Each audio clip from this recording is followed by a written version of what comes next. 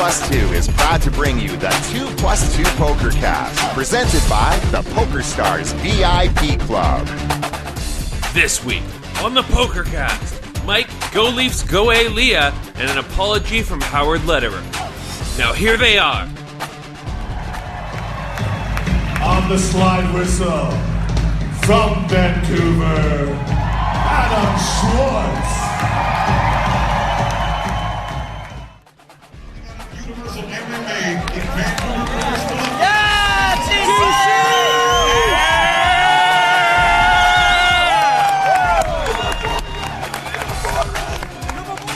Adam and Terrence. Welcome to the 2+2 Pokercast, presented by the PokerStars VIP Club. I am your host, Dave Schwartz. This is Pokercast 410. Beside me on the ones and twos, Ross, and just past him, Mr. Nice to be on your show again, Mr. Terrence Chan. Terrence, how are you? I'm doing well. I'm kind of flattered to be in the same room as a musical celebrity now. It's pretty interesting. I saw your breakout performance, and people are people are talking. Yeah, I'm getting all kinds of offers. My agent is just. I was gonna say, how many breasts have you signed this week? Three, I think I'm up to. Three. Now. Wow, all from the same person. That's right. So for those that don't know, we last week on the show, I'll tell the story now. I mentioned that the Violent Femmes were in town. This is a sort of a 80s, 90s alternative band that has gotten back together and playing again.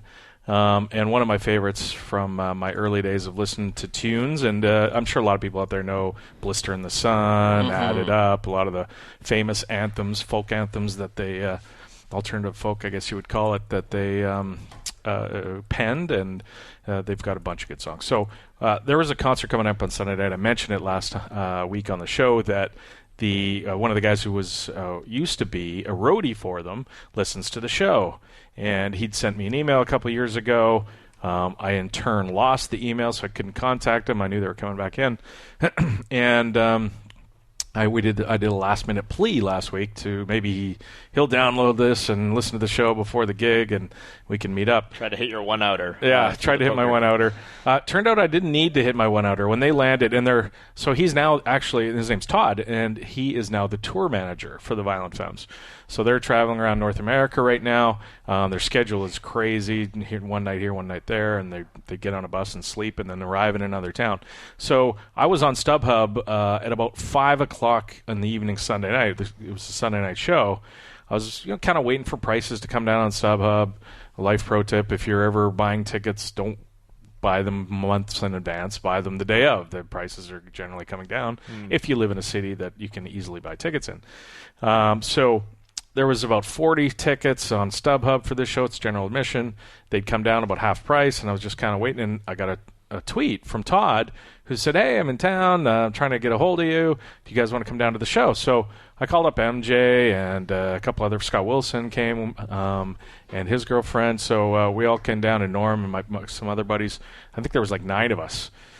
So we get downtown, or sorry, I don't want to get ahead of myself. So Todd sends in the tweet, and he says, "Come on downtown." So I call MJ, and MJ's busy, and he says, "Yeah, no, I can make it." So perfect.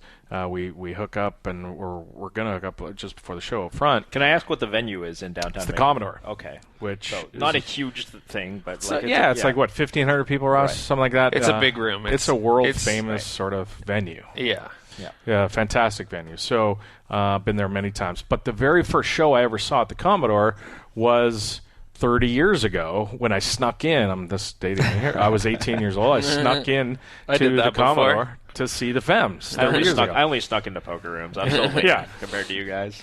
So anyway, so we organize ourselves. This is awesome. He's got backstage passes for us. We get to meet the band and do all this fun stuff. And I get my truck and I'm driving into town, and I get a text from him, and Todd's like, "Can you play a couple notes on the trumpet? And can you play 2 notes in this song called Black Girl?" They have a song called Black Girls, one of their famous songs. And he's like, "Can you play 2 notes in it?" And I'm like, I sit there and I look at it and I'm thinking, no, I can't play 2 notes. I played trumpet in high school, but I got kicked out of the band in like grade 9 because the band teacher saw me faking it. Really? Yeah. So if you don't know the notes and you don't know the sheet music, what you can do with a trumpet is just pretend to blow in. Well, that's funny because I also got for my trumpet story, I also played trumpet in high school, and I got demoted to trombone for not being good enough at trumpet. So I tried. I put it for I wasn't like you. I didn't try to angle shoot, but nevertheless, I sucked and I got demoted. So I also cannot play the trumpet. I also have a traumatizing trumpet story. I didn't get demoted. I got asked to leave. Well, yeah, because you cheated. I got kicked out. Well, yeah, of course you do. That's legit. They gave me another chance to work my way because you were trying. Yeah, exactly. I wasn't trying. No, I hated it. But anyway, so I'm like, no, I can't play notes. I can't pretend. I can't text Todd back and go, yeah, I can do it because you've already been caught once. I'm gonna look like an idiot by people who aren't professional musicians. These are professional musicians. This is Violent Femmes, right? So I said, no, you know what? That's awesome. Sounds like fun. Do you have like a cowbell? I think I said to him, can I play cowbell or something like that? And he goes, no, we'll work it out. Get here. So I get down there, and first I go meet my buddy Norm, who's come with his girlfriend, and I'm like, I told him the story. Hey, Todd's looking for somebody to play 2 notes on this song on the trumpet. And he's like, I play trumpet. I played in high school. I played after. Nice. I played 5 years. He's like, no problem. I could bang those out easily. No problem. He's already like 5 beers into the night, right? And I'm thinking, oh, okay, well, that's perfect. Maybe I can tell Todd, my buddy Norm here, can play the trumpet, and I can, stand there and play, triangle or do something, right? And so I end up meeting up with Todd. We talked for a little bit. So he takes me backstage, and he's showing me, he grabs a trumpet, and he puts it in, I try and blow through the trumpet. Because it's this song where the notes don't have to be precise. It's sort of this jazzy type thing where you can just kind of blow in the horn as hard as you can. But I can't even do that. Like, I'm blowing into the horn, and there's a certain way pucker. That you got to pucker. You got to do it properly, right? And I'm thinking, wow, there's no chance I could do this. I go to Todd. I go, my buddy he can play the trumpet. No problem. He can. And Todd's like, no, we'll figure it out. So Todd gets the trumpet, and he's a musician and figures it out, and he gives me the slide whistle. I don't know if you guys have ever seen a slide whistle before. Yeah. Oh, yeah. But I hadn't. So I'm like, okay, I'll try the slide. Slide whistle's easy. If you can just sort of mark where a certain note is, and you blow into it or whatever. It's like almost like a flute. So perfect, I can do this. And it's a flute that doesn't involve skill. Yeah, I think a flute is a little more difficult. So I go back out. I'm hanging out with my buddies, having some shots to get a little courage going. And my buddy Norm goes, "Oh, I was just fucking with you. I can't play the trumpet." It's like, what? I was like, if you would have said yes, you were back here playing this trumpet, and you would have made me look like an idiot, you bastard. But he goes, "Oh yeah, I got you." So the concert starts, and I've been to the Commodore, I don't know, maybe, I want to say 100 times in my life, or getting close to it. I've never been backstage or been able to watch a show from the side stage. I've always been out front. You always see those people when you're up in the front. You see the people in the corner, and you're like, how did you get there? Yeah. It's usually just like groupie girls, but... Yeah. No, not this time. So I get to watch the concert from side stage with Todd. We're hanging out. Todd's kind of monitoring. He's making sure no wires get done. And then the song comes on, and we run out, and we play our notes, and... Now, Brian Ritchie, who's the percussionist and one of the main guys in the band, starts introducing the band and while they're playing. And he says, from Vancouver, on the slide whistle. You heard it off the top. On the slide whistle, from Vancouver, Adam Schwartz. Which is hilarious. The leader of the...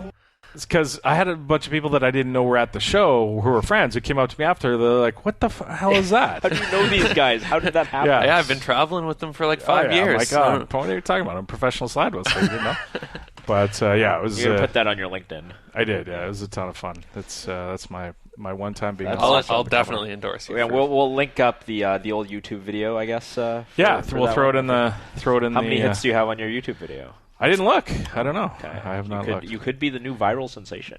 Unlikely. I remember when actually my last fight in Manila weirdly went viral in MMA circles because of the whole poker player angle. And so like a bunch, like some UFC guys like Brandon Vera, who used to fight in UFC, like tweeted out that like some poker player was fight, and then Chris Cyborg, who's like probably the best female fighter of all time. She put it on her page as well because I guess some random article. So I have like for some reason like quite a lot of views on like how many the little I don't know thousands. Yeah, many thousands, but and it's just the grainy camera video. It's not even the good one. It's not the good professional one where you can actually see what the hell's going on. Yeah. It's like the corner cam done on a 15-year-old cell phone. That's funny. Video. They're the hype to get you on a main UFC card has started. Yes, it is. It's me or Olivier. We're one of those. Who's going to be first? Yeah. It's either me or Olivier is going to get into the Well, UFC. the winner of that fight with you and Olivier. Yeah, they get into the house show. Speaking of Olivier, by the way, just hours ago we just dropped a new episode of All In or Oh, you did? Out. Yep, we did. Nice. So we're definitely excited about this one. This one took us a long time to edit, and by us I mean Ross, because he's the one who does it. Writing's hard too. Yeah, writing's hard, and it was hard because we do a lot of things.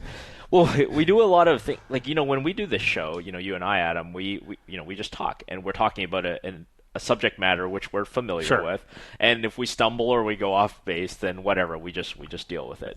When we do. Yeah, exactly. Like when we go off the rails a lot.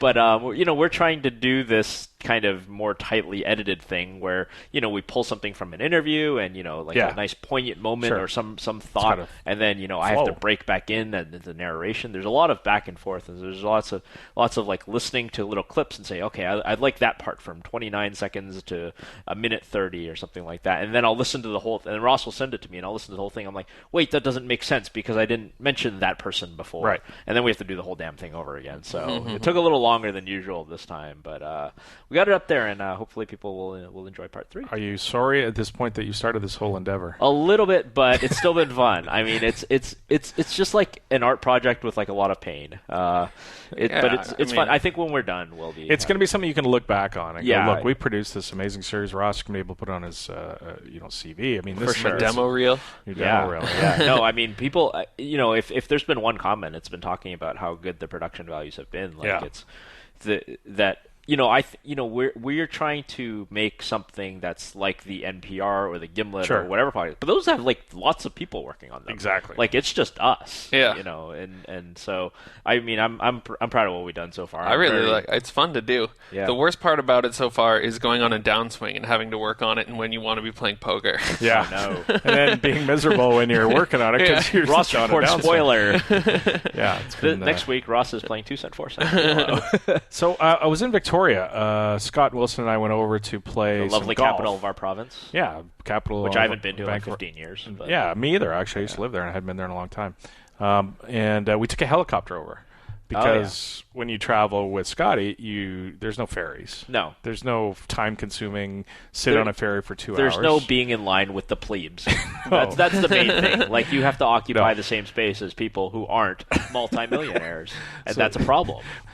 We roll on the helicopter over to Victoria. We end up hanging out with Kalen McNeil, our good buddy in the poker community. Big Wheel McNeil.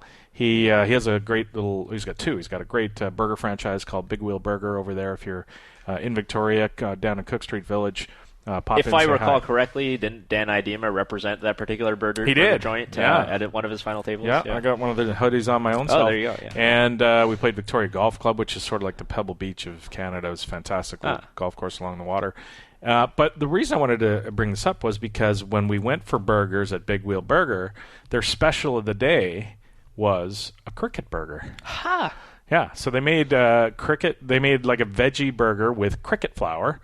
And then they also no longer really a veggie burger, technically. I guess, right? But you know what I mean. Meatless. Sure. Sorry, they made a meatless burger with cricket powder, and they also put crickets in, so it was crunchy. Cool. So did you have it? No, of course not. I'm not eating crickets on purpose. I'd eat the flour. That wouldn't bother me at all. I just don't want the. You don't want the crunchy bits. I don't want the crunchy stuff. It's funny because like I used to get crickets at the store, and I was like, what the hell am I going to do with it? Like, I like the idea in theory, and I always say this, so I practice what I preach. I'm like, what the hell do I do with these? Because, like, they don't have that much flavor, so, like, I can pop them in my mouth and eat them, but they're not really that good. Like, they're not bad, but they're not good. So I started It's like eating grass or something, right?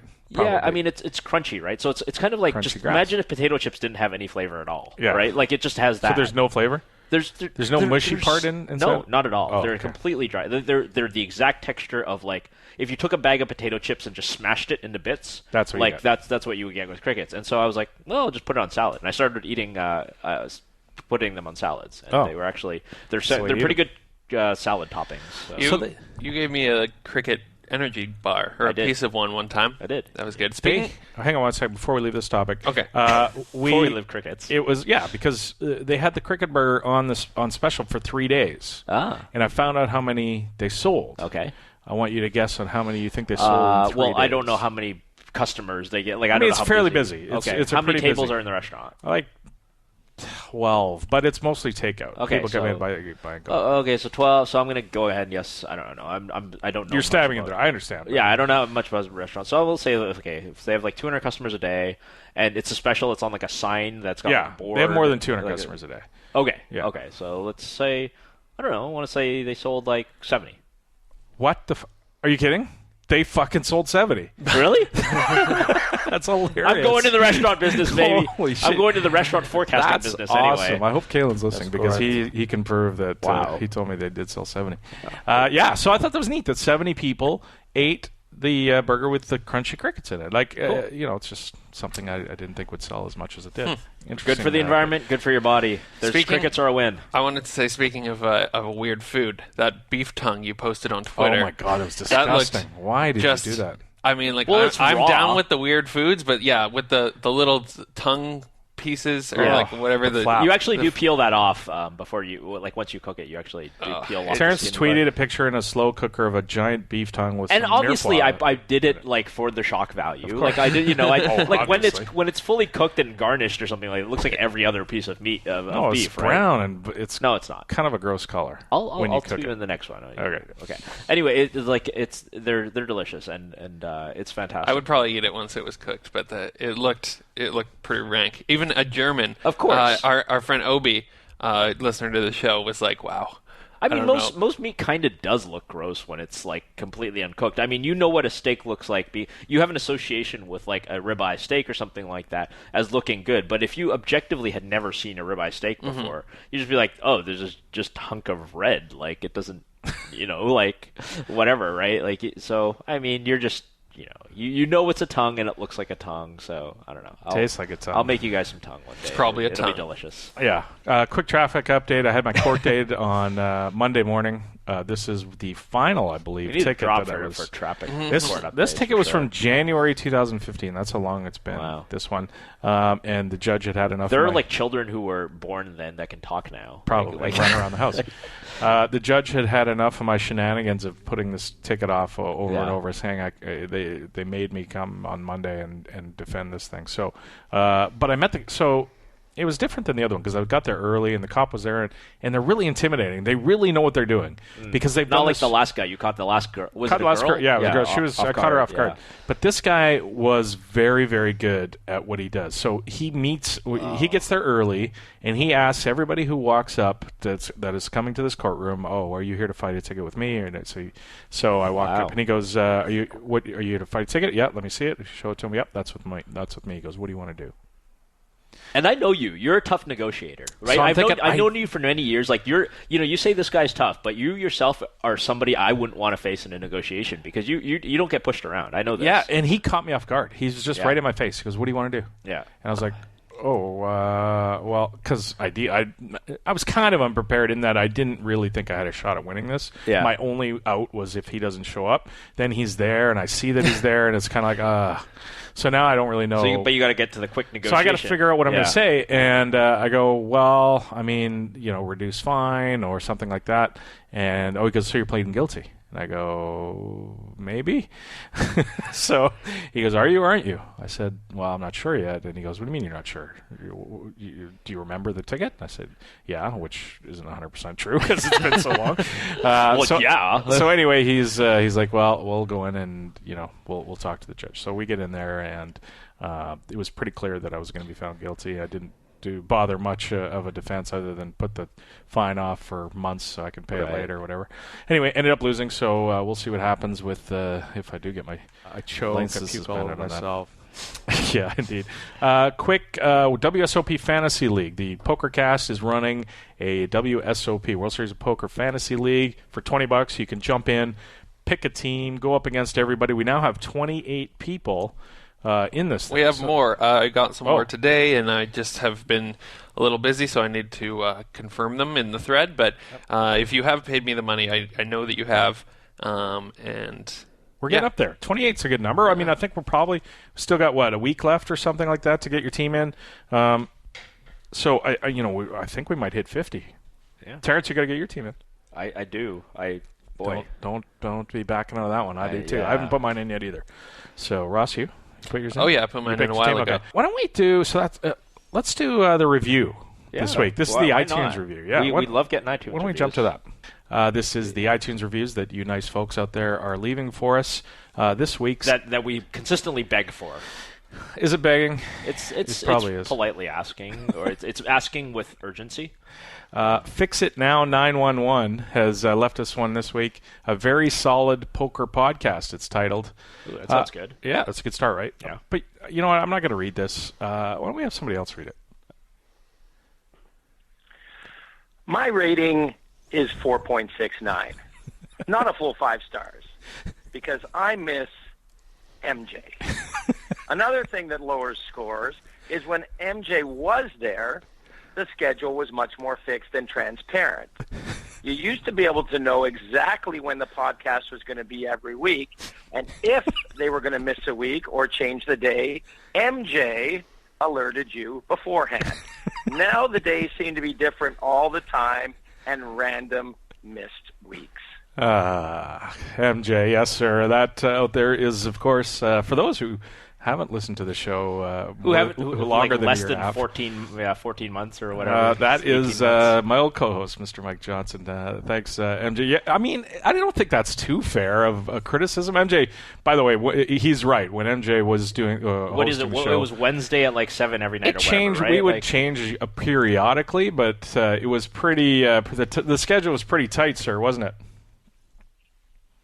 Our schedule, we were pretty solid. We did. We did Sunday nights, and then we switched to Monday nights, and it was like clockwork. Absolutely, it was, and most of the reason was MJ. That was clockwork. I was going to say which between the two of us, which one is supposed to would take the fall for this? Because technically, you're MJ's replacement, and I'm your replacement. Or you could just say MJ was swapped out in place of me. So one of us is clearly the weak link. The weak link going on here. That responsible for the .31. But we don't have that problem. We don't have kids in the studio. Yes. You have kids in your. How's retired life treating you, MJ? You lying around the house now? Very good. Not fully retired, of course. I still have the day gig and the family to tend to. But yeah, no, Terrence reminded me that the World Series of Poker is starting. You didn't know? He mentioned the Colossus. Well, I guess I knew in the back of my mind that this is around the time, but honestly, I honestly can say I haven't even looked at the schedule once. Not once. Do you download the show? I know you don't listen to the show, but at least download for our numbers.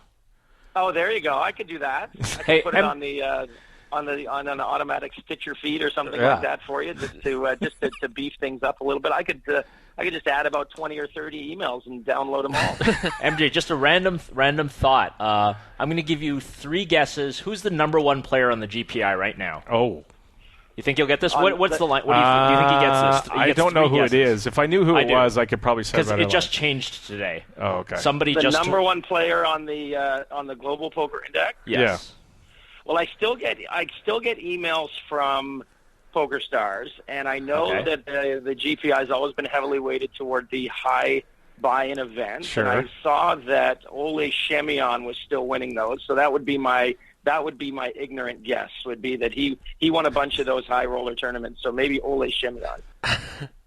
Not even close. Okay, that's guess number 1 down. But you were I have 3 guesses, and that's number 1 down. But this was the person that just took over from Ole Shemion, so you were very close. Okay. You would have been right if we had you on last week.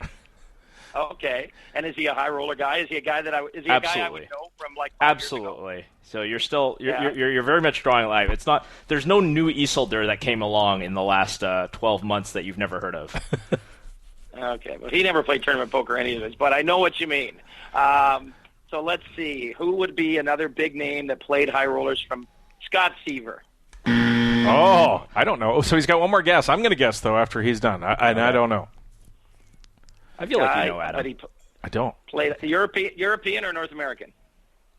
My guess is North American.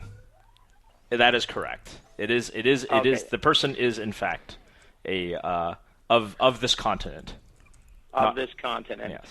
All right. I'll go with Byron Caverman. Triple. No. Okay, Adam for the steal. Jason Mercier. The number one player on the GPI, who has just taken over by 114 points. One, Mr. Steve O'Dwyer, just took over from. Of course. So. Of course. I thought he was like Irish. That's a trick question, though, because the guy's lived in Ireland for like the last 5 years. I got tricked. I love how competitive you still are. You're talking about something that you haven't been in this world for like a year and a half, and you're still mad that I gave you a trick question about something that was related to trivia. That was a bit tricky. So a quick question for somebody who's been completely out of it for a year and a half. So this merger is happening between the player fields for Stars and Full Tilt. Is it one software, or can you choose which one you want to play on? It is this one software. You're going to be all playing on PokerStars software. They're migrating that over at the whole Full database Poker. is moving over. The database is moving over, and you'll play on a sort of a skin, I guess you would call it, although it's really not a skin, I guess. It's just a different graphics laid over. Well, that's what a skin was, except they had different player. Right. You don't get to be an iguana or a. No. But the people, so the people who preferred the Tilt software, and that there were people that did prefer that, they're out of luck. That's it. Yep. They're SOL. You would have to imagine it would probably be sold to one of these California companies, or somebody would want to license the software because it is quality software. But so far, nobody has stepped up and bought this. But I'd have to think that Amaya realizes that it's an asset, and like you said, people enjoyed playing on the software. Yeah, no kidding. Okay, that was the thing. Was I wondering if it was becoming one site, or they were just combining players, and you can still play on whatever you wanted. When was the last time you played a hand of poker, sir? Now I went to Vegas in March to golf, and I went to Ari and I played in a poker tournament, and I got up to, in like 2 hours, I went from 10,000 up to 40,000 chips. And I got so bored, I blasted it all up before midnight. It was, wow. and then I decided that's probably enough. So it's time to bed. Time to go to bed. Yeah. Indeed. Well, thank you so much. I really appreciate you coming back on, giving us a quick update on what was going on in the life of MJ. People ask for you all the time. You don't know this, but people ask to hear about you all the time. So we're glad to give them the update. That's very, very kind of them to even remember me at all.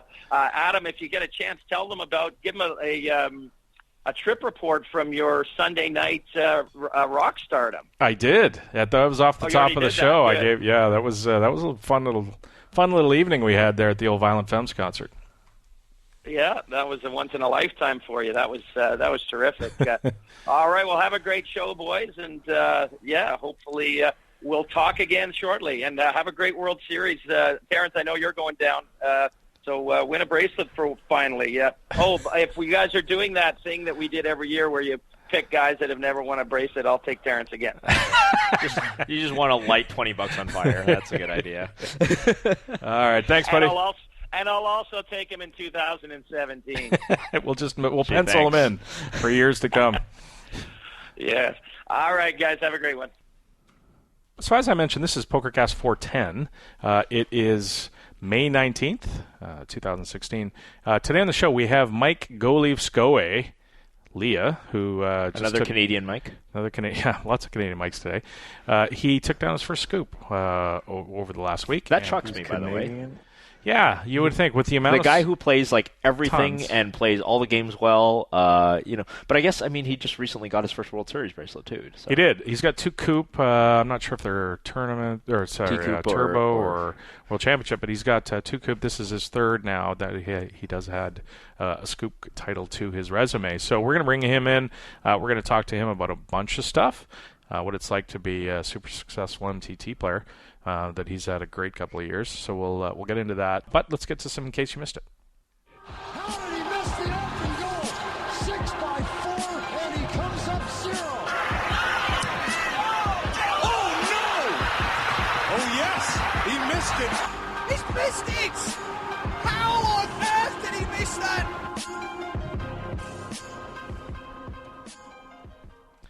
In case you missed it, Scoop is in full swing. We're going to get to that in a second, but I think the big story of the week happened today. And this is a blog that Daniel Negreanu posted on his website at Full Contact Poker. And at the beginning of it, he titled that, or he talked about, this is going to be a statement from Howard Lederer. Now, you'll remember back to when Howard was involved and everything was going down with FTP. Daniel said he would something about a baseball bat, and it didn't seem like these two were very good friends. So the fact that Daniel came out and posted a statement from Howard on his blog today was a bit shocking to some, given their history. Yeah. And it's not really the conduit Howard would choose. Strange, right? I guess, yeah. I think should we read the whole statement? I think we should, and then why don't we talk about it as we're reading it? I think that'll be interesting. It's not too long, so if you haven't read it, here we go. I'm writing to apologize to everybody in the poker community, especially to all the players who had money on Full Tilt Poker on April 15th, 2011. When Full Tilt Poker closed in 2011, there was a shortfall in funds, a distressed sale to recover those funds, and a long delay in repaying players. Throughout this period, there was little explanation for the delay and no apology. Players felt lied to. They trusted the site, and they trusted me, and I didn't live up to that trust. I take full responsibility for Full Tilt's failure to protect player deposits leading up to Black Friday. The shortfall in player deposits should never have happened. I should have provided better oversight or made sure that responsible others provided that oversight. I was a founder in the company that launched Full Tilt, and I became the face of the company's management in the poker community. Many of our players played on the site because they trusted me. So this is a big change for Howard to kind of take responsibility and understand where he was. Like, you think back to that Lederer Files, the interview we did with him, and he was very kind of standoffish, defensive about sort of nothing like this. His role. Role. But to me, and you're going to continue. The statement's not over yet. You're going to continue. But to me, this still feels like him saying, well, it wasn't me that did it. And that's very much true. I mean, obviously, that's what was said in the interview that you and MJ did and with Poker News as well, that he wasn't the guy who said, like, let's do all this shady shit. But he was clearly aware of something, clearly aware of something what's going on, and to me, it still feels a bit weak. But let's continue with the statement. So this is probably the part you're talking about. Even though I was no longer overseeing day-to-day operations, my inattention in the 2 years leading up to Black Friday imperiled players' deposits.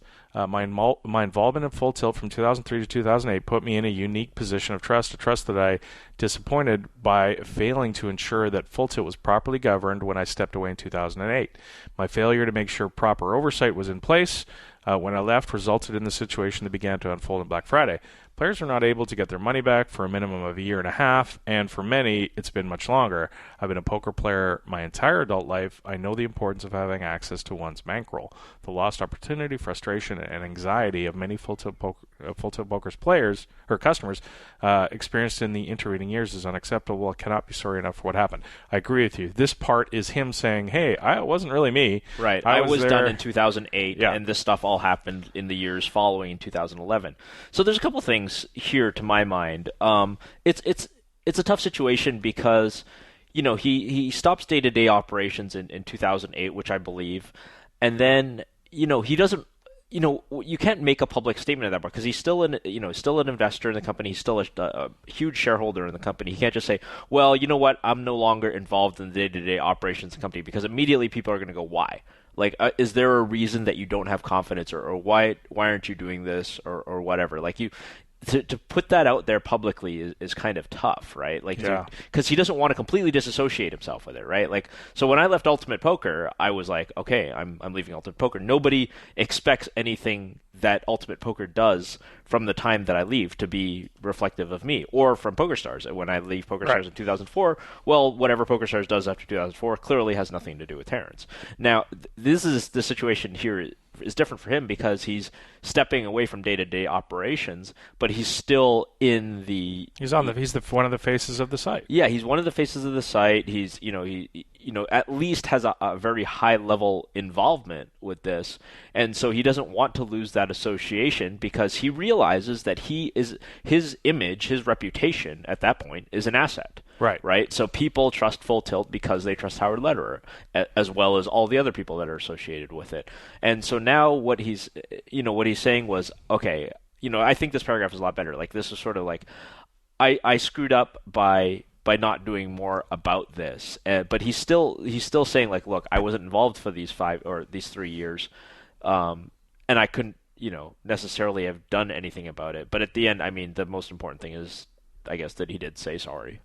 During Full Tilt's rise, I received a lot of praise. I couldn't see it at the time, but I let the headlines change me. In the first couple of years after Black Friday, I made lots of excuses to my friends, my family, myself for why I wasn't the bad guy, or for why I wasn't the bad guy, or big-headed and wrong.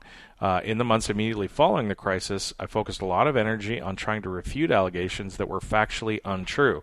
I convinced myself that I was a victim of circumstance and that criticism was being unfairly directed towards me instead of others.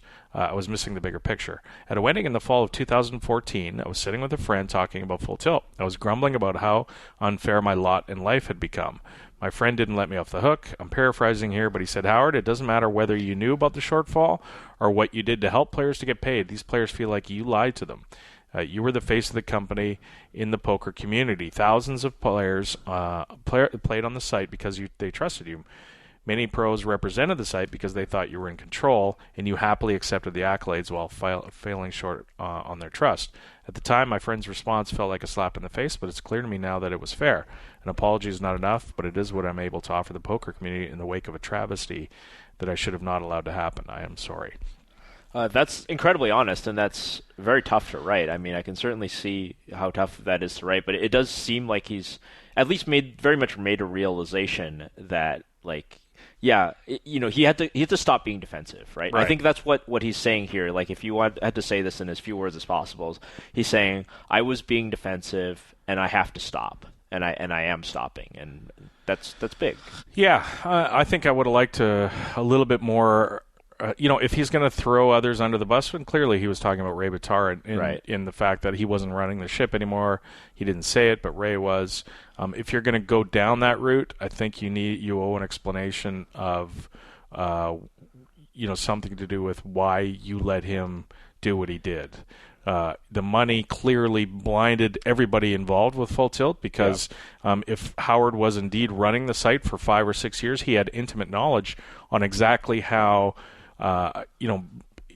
I'm sure there was some sort of scale in his head on how much they were making along the way. And then when you start looking at how much money was being paid out to all these players and how much they were making, there had to be some sort of mental calculation in his head on just how much they had in the bank, how much of players' money they had to cover. Right. Whether he explicitly ever got an email that said, like, hey, we're short and we don't know what to do. Right. That's another story. But, I mean, like you say, he should have some awareness, and to some extent, if he does, he's kind of willfully putting on the blinders, exactly. right? He's just looking, he's greed. like, no, I don't see the elephant in the room. Yeah. And like it's not an uncommon thing. He's far from the only person to have done this, and good people do bad things a lot of the times because you talk about things like the Stanford prison experiment or something like that, where famously, like, you take people who are decent people and you put them in the right circumstance, and all of a sudden they become less ethical than they thought they were, or that you thought that they were. And one of those people is Chris Ferguson. I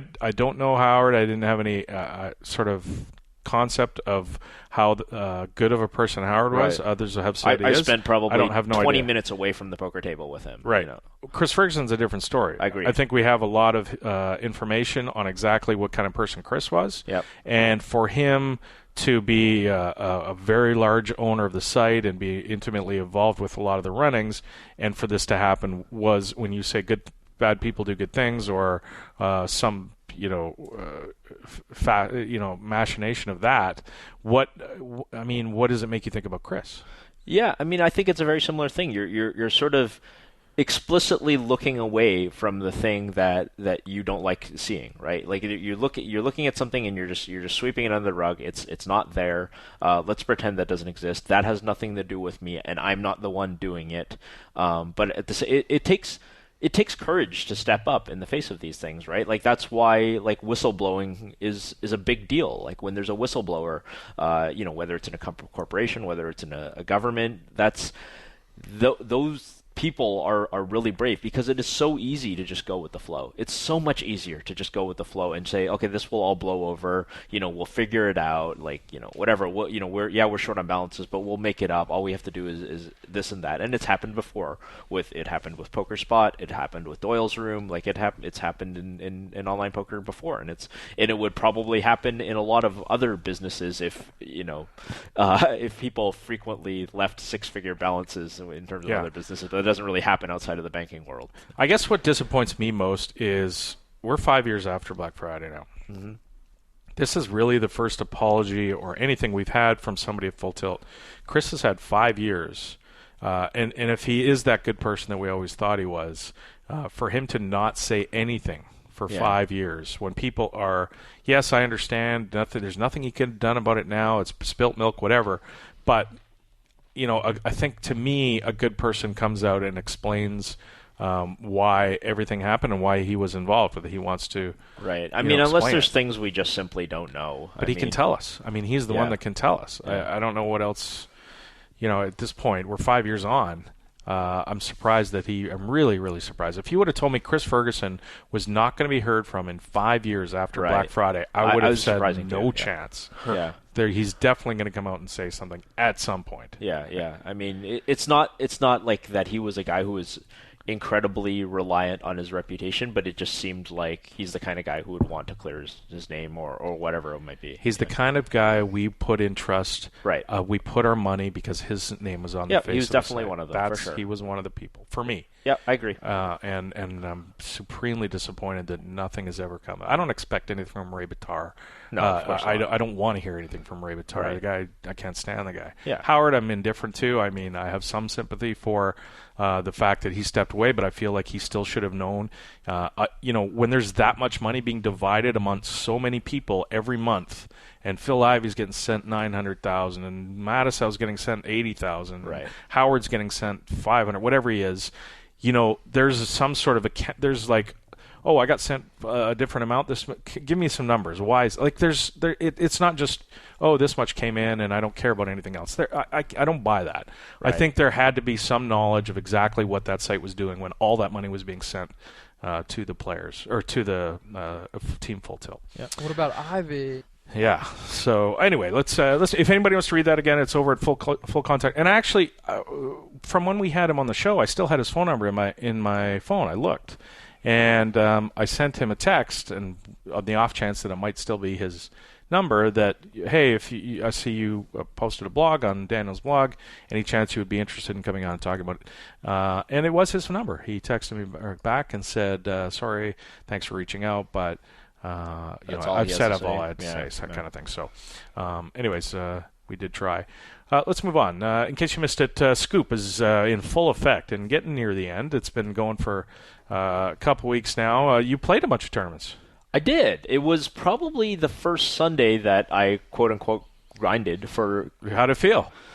Got up early, had breakfast, and sat down and jumped in the grind chair? Yeah, I mean, that's pretty much it without the breakfast part because I play better on an empty stomach. But a lot of coffee. But the tournament start. I was in Calgary, Alberta. So one time zone over, so they started, slightly later, like 6 a.m. Sure. So I would late register, get a light workout in and late register at 8. Played a bunch, and then I sort of looked at the schedule. I didn't have much to do. I was basically just stuck in a hotel room, and so I look and Scoop 26 is going on, and I look and day one, I guess, of the phase tournament, event 51 was going on. I look at all that. I look at what's 26? What was 26? 26 was a 8 max no limit hold'em with deep payouts. So they were paying whatever, I think like 18% of the field, okay. or maybe it was quite deep. I don't remember exactly, but it was one of those ones that's designed to pay a lot of the field, which doesn't excite me, but whatever. It's just poker. Sunday morning. It's whatever. It's poker, and then of course it's Sunday, so there's the regular Sunday Million that's going to go on at its regular time, and then the quote unquote big Sunday Million, which is like the 2K buy-in. So I figure. I got all that, and then we got the triple draw right in the middle of those. Like this, I could make a day of this. I could do this. So what happens is I register for the phase of the main event. I bust out of that reasonably quickly, but in the medium and the high of event 26, I make runs in both of those. I end up cashing actually in both of those, which is again not that impressive because they're paying 18% of the field. But I even if they were regular payouts, I would have cashed. The high was a 2100 to buy in. Yeah, no, it was. I think it was a 1K buy-in. I think this was a 109 for the medium and a 1,050 or whatever it is for the high. So the high, I ended up, not min cashing. I cashed for about 2,700. I finished like 81st, and like min cash was like 160th or something. Okay. But the medium, I made day 2. I made day 2 with, I think, if I recall correctly, like a pretty decent stack, and I think maybe like that was the 4 max. No, that was the 8 max. That was the 8 max. So there were about I don't know, I would say 40 people left. I ended up, they're 2-day events. So I try to go to sleep that night, and then there's like these kids running in the hallway of my hotel room at 3 in the morning. Wake you up? Yeah. Are you the old man? You just go out there and shake a fist in the sky? I was so close. I was so close to just like getting out of bed like in my underwear and just scaring the living shit out of these kids, because I can tell they're like 7, and like some like dude jumping out with no shirt on would like scar them and tear them. They would go, and I was like that close. I was like, next one I'm going. I'm like, I hope they do it one more time. And then their dad pops out, and you have to beat up their dad right in front of them. Yeah, well, it would be terrible. Sucks for being a shitty parent. Don't be a shitty parent then, and let your kids run around hallways at 3 in the morning. So you didn't get sleep. So I didn't get much sleep, but I still woke up for day 2, which started, I think, 7 a.m. local time. I thought I played really well, finished 19th, about $1,200. But, of course, while I'm doing that, can't just play one table. Got to now fire up event number 31, which is the 4 max. I played both the medium and the high of that, and I think that one was a $200 buy-in for the medium and a $2,000 buy-in for the high. 4 max, I mean, so much fun, right? Like, so much fun. You're playing against all the tough players, but it's just so much fun. You're constantly making decisions. Forgot how draining it was. End up busting in the high before the money, but again, made day 2 with the medium. And this one, I think there were 19 players left, and I was like 13th going into the day. Going into day 2, I doubled up on the first hand, ended up making a run, hit a big suck out near the end, ended up finishing 4th on Tuesday. Wow. And that's an interesting story in itself, because we were scheduled to leave on an 11:15 flight from Tuesday, and the tournament restarts at 8 a.m. So I'm thinking, like, well, I'm 13th of 19th, and it's a 6 max tournament. I'm not changing my flight yet. I'm not changing my flight. There's a very good chance I could bust out. So I guess for an 11:15 flight, like, I'm trying to think, like, what's the latest I would need to... It goes into your EV calculation, because it's like $200 to change your flight. Absolutely. You know it. And so I'm sort of thinking, okay, so I talked to my girlfriend, like, all right, here's the game plan. You're going to go to the airport. You're going to drop off the rental car. And basically, I'm going standing at the gate. You're going to be there, and I'm going to text you whether I'm going to make it or not. And I figure, for an 11:15 flight, I think like 9:45 is basically the idea I had in my mind. If I'm still in this thing at 9:45, I'm going to text you, and I'm going to text you, and I'm going to say I'm not going to make it. Have them cancel me off the flight and rebook it for me. Here's my credit card number. Just rebook me on whatever, the 4 p.m. flight or something like that. Well, it's something that I know I'll make. Which, by the way, goes another story, because Limit Hold'em is also that day at 2 p.m. So I'm just like... Now you're going to late reg the Limit Hold'em. Yeah, I'm just going to be like in this eternal loop where I can never leave this hotel room. So I tell her all that, and she does it. She goes in the rental car and she drops off the thing, and she's like, okay, here's the situation. She sets everything up brilliantly, by the way. I'm so happy that I had her on this. She basically checked me in. She smooth talked the gate attendant, whoever the check-in registration person says, into just letting me show up as late as possible, like for this. She actually ends up explaining exactly what's going on, because she figured there's no plausible story that really makes sense. Like, I need to explain this. Like my boyfriend's on a conference call, or like he's doing this or he's doing that. So she actually explained, and the lady who worked for Air Canada actually said, you know what? That's actually the first time I've ever heard that one. And they've heard everything, of course. But that the can't possibly make that up. He's down to 8 players in an internet poker tournament. Is not one of them. So what happens is I end up. So we're four-handed. I'm the shortest stack four-handed, but I'm still like 38 big blinds deep or something like that. And I text her. I'm like, you know what? Like, we're not making it. I'm not making it. Have a good flight. I'll see you in Vancouver. Yeah. And then I actually bust about 2 seconds after that. I actually not quite. I as soon as I sent this text, I ran ace king into kings, you know, four-handed. I'm never getting away with that. And I'm left with 500 chips. We play a pot that was like 2.7 million. I literally can't make. You would have had to double up 7 times to make the ante. I could not make the ante. I was actually scheduled to be the big blind, so like we've got a small blind of 12,000 and a big blind of 500, which is pretty amusing. And then luckily I didn't do the thing where I double up 7 times and miss the flight. Right. So I bust the very first hand. I have like 10 deuce. Run out the door. Well, it's 10. I have like 10 deuce off. The flop comes like ace ace queen, and like they start betting into each other. Perfect. And I'm like, okay, Close great. my laptop. Pack it up. Let's go. And I text her immediately. I'm on the way, which is funny. Because 2 seconds ago, I just said I'm not going to make it. So you end up 4th. That was 4th. I end up 4th for about 10K. Was there talk of a deal or?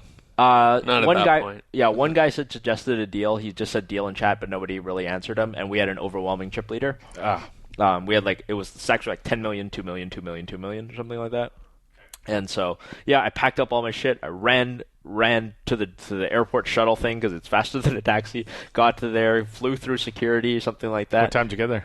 For this 11:15 flight, I was at the airport at 10:38, and I was through to my gate at 10:50. Wow. So that is the A. Schwartz special right there. Except that they weren't calling my name, and we even talked to the lady at the registration desk. We saw her, and we thanked her and all of that. But that's the A. Schwartz special. So I thought you'd be impressed by that one.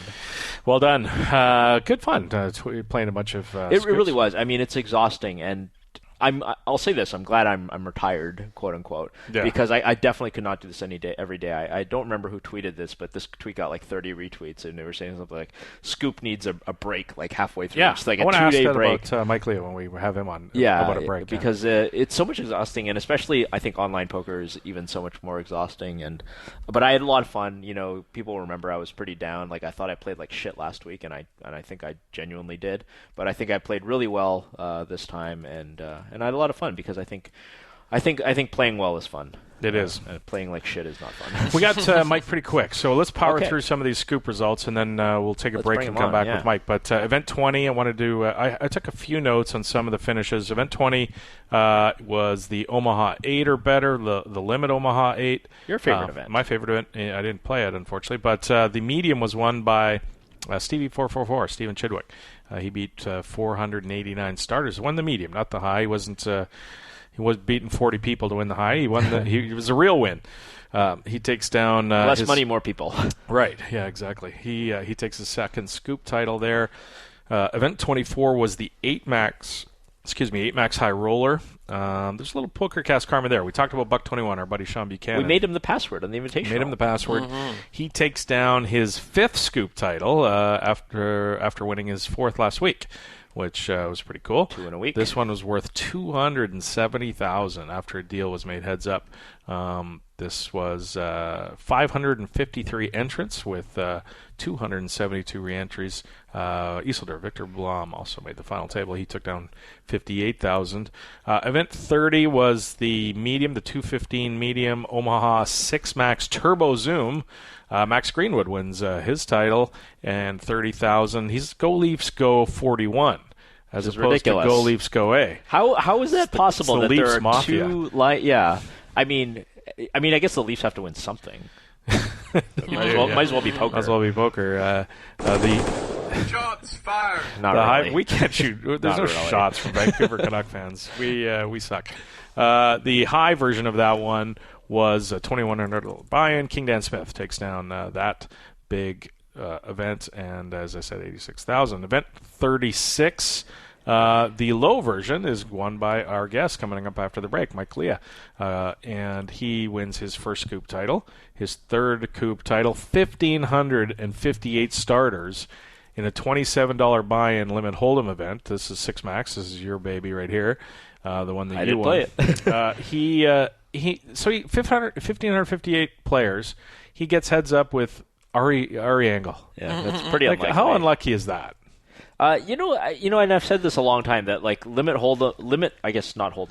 tournaments just kind of have less variance than no limit tournaments because of the amount of decisions that you have to make. Right.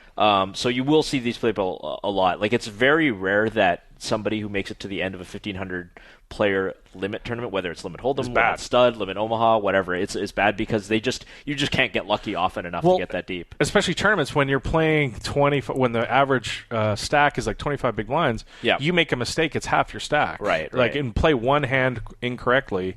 And get yourself the old reverse implied odds because you called a raise with king queen, right? And all of a sudden it's a lot like it's a lot like say like short-handed tournaments in no limit where you just have to make so many decisions and the stacks are so deep.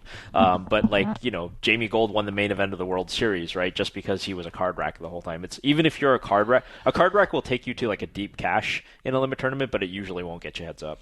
Quickly on the player of the series board, Mr. Sean Deeb is leading the way with 650 points. Vladimir Troyanovsky, he's in second, 575 points. Jason Mercier in third, 560. And our guest, Mike Leah, 540 points, is also up there on the board. So that much coveted player of the series race is pretty close. A lot of guys still a shot doing that with lots of tournaments left. We got a sponsor to this show. This is our strategy sponsor for the 2+2 Pokercast. It is PLO Quick Pro, PLOQuickPro.com. Rossco. It is. It sure is. All right, guys. PLO Quick Pro is the #1 training site for PLO players. And it's the only site that has an entire suite of PLO courses designed by Alien Slayer, the winner of last year's 5K PLO Scoop, and WSOP bracelet winner John Beaupre.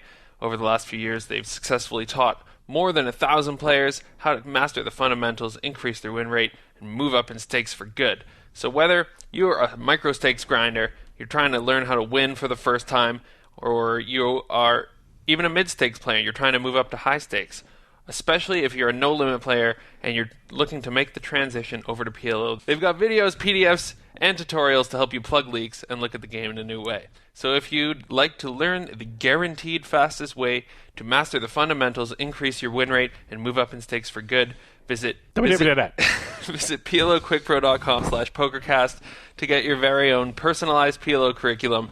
You can also reach John personally at john@PLOQuickPro.com if you'd like to learn more.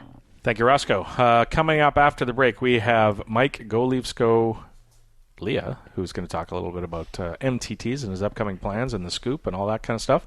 Later in the show, we have a huge mailbag to get to, a bunch of hands for the Rossco Report. Why don't we do the invitational right now? We'll throw it here just to throw people off a little bit. Right. The Ruskies will be confused by this one.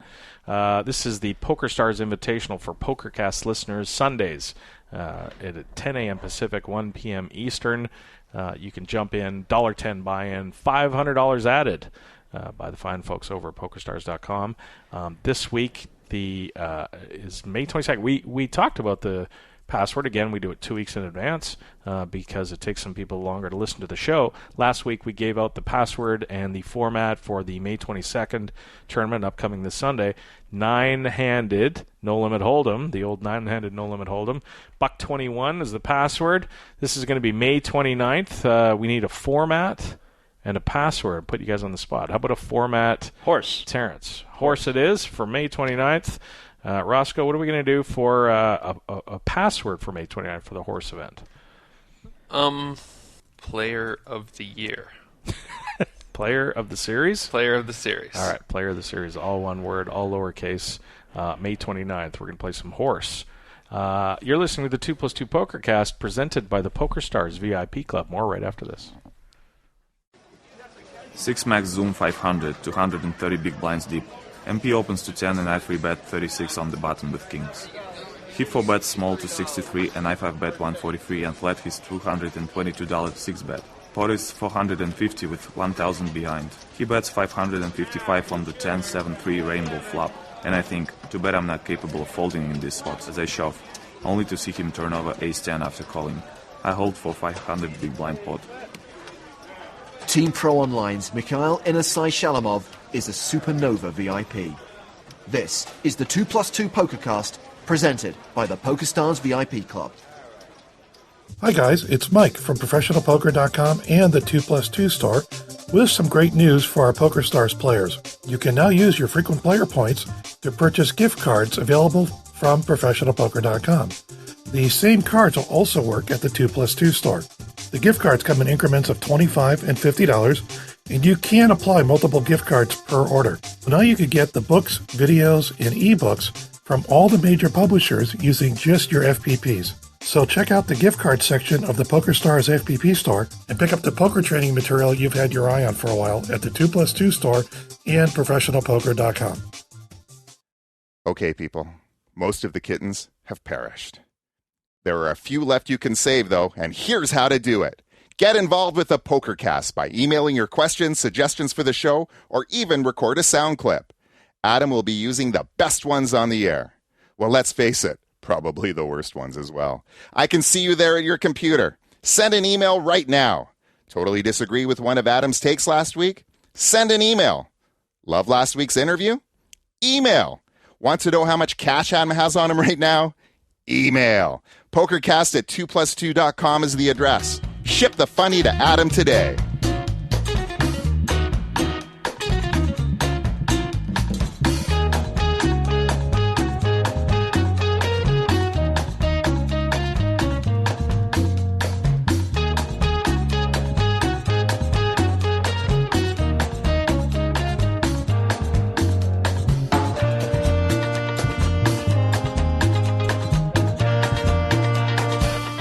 Welcome back to the 2+2 Pokercast, presented by the PokerStars VIP Club. Let's get right into it. This is a man we've had on the show about a year and a half ago. Ross, you were saying it was your first show. I think so. The last time we had him on, the phone sounded all bad. I couldn't figure out how to work it in the old studio. Panicking, the new producer panicking. Now just the interwebs takes care of the call quality. This is fellow Canadian Mike Leah, goleafsgoeh, who took down his very first Scoop tournament, Scoop event. His watch. Oh, he gets watch. Yeah, exactly. The Movado Watch. The Movado Watch, his third Coop event, his third Coop title. Mike, welcome back to the Pokercast, sir. Thanks, guys. Who am I talking to tonight? You got Terrence, Ross, and Adam coming at you here. Over in Vancouver, sunny Vancouver. I don't know if it's the same out in back east in Toronto, there where you are, but yeah, it was nice. It was nice today. I had a bit of a short day today, so I got to take the dog for a walk to the park. So that was nice. It's a good day for the dog, right? The dog kind of hopes you bust out. Yeah, for sure. Well, the short days are better than the long days where you min cash, I guess, in a sense. Did I have to win a limit hold'em event to get to talk to Terrence? That's it. You guys can compare limit hold watch between the now. Hey, that's cool because between the three of you, you have a low, medium, and high title. That's correct. We do. You got all three right here on the show. I'm pretty sure Mike and I were at the same table yesterday in one of the two. I don't know if it was the medium or the high, but Mike plays a lot. I can't remember one of them for sure. When I was just smashing the raise button. Yeah, you were. I do remember that. But you were. That's one of the things that you have such an incredible work ethic that it seems like just every tournament I play, I end up at your table somehow. Because the fact is that you play every tournament, so I play a subset of tournaments. So you're always going to be at the tournament that I play at. You have an amazing work ethic. Yeah, well, I'm selective at the tournaments I play. They just happen to be the ones that you also play, whether it's WSOP or W Cooper Scoop. It's interesting that Terrence brings up work ethic, Mike, because I was thinking about that on the way over to the studio. And when I think about work ethic, I don't generally think about MTTers because it's a fair knock on them because they're so grueling and they screw with your mind. If you don't cash for 10 of them, you need to be really, really strong mentally to be able to come back to the well time and time again. And when I think of guys with work ethic, I think of you, and I think of Ari Gold from Ari Engel. Ari plays. Ari Gold works really hard. He does. Ari Gold does work hard. Ari Engel, and I think it's funny that you guys, and we'll get to that in a sec, that you guys got heads up for the Scoop watch. But when you look around at fellow MTTers, is that something that you notice, like guys that just don't have that mental strength, or maybe the ability to put in the hours that guys like you guys do? A couple things. Well, like first of all, like mental fortitude and being able to, overcome a beat or just basically accepting that it's going to happen. And, almost every tournament and almost every day end in disappointment. So it's just kind of getting used to and accepting that's sort of what you do. Myself, I'm a selectively hard worker. Like for this, 16 days of scoop, today was my shortest day so far, and it was 10 hours. So it's, it's a really long grind, and, I'm sure we're going to talk about WSOP, and for there, it's about 45 days in a row of, minimum probably 12 hour days every day. But I also take a lot of time off in between tournament series when I'm not, not doing anything because I don't play much cash or I don't play tournaments that aren't like a Coop or a WSOP. So that's the big difference between me and Ari is, Ari just plays absolutely everything all the time, I think. So he's a whole nother level. He's amazing, right? The ability to do what he does is unbelievable. Yeah. I hope that he gets a life and is enjoying himself while he's playing poker all the time as well. But there's some guys like that just play all the time. So I'm not. I did that for a couple of years when I first started playing poker, but now I'm much more selective in what I play.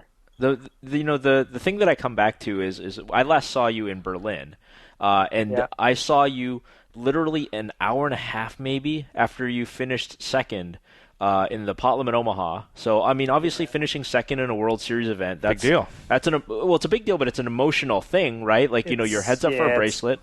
Rushing, like it's the biggest disappointment that I'll ever feel is finishing second in a WSOP event. So. Yeah, but you were right back in it. I want to say you barely waited. Like a lot of people, even I think the next game was 8-game, which you definitely wanted to play. I'm not going to miss the WSOP 8-game. But event, I think you still had time to, especially in Berlin, where like half the people don't even know how to play any of the stud games. What rules are we playing? They don't know any of the rules to any of the stud games or the draw games. It was fantastic. But you didn't even take any time off. Like you didn't.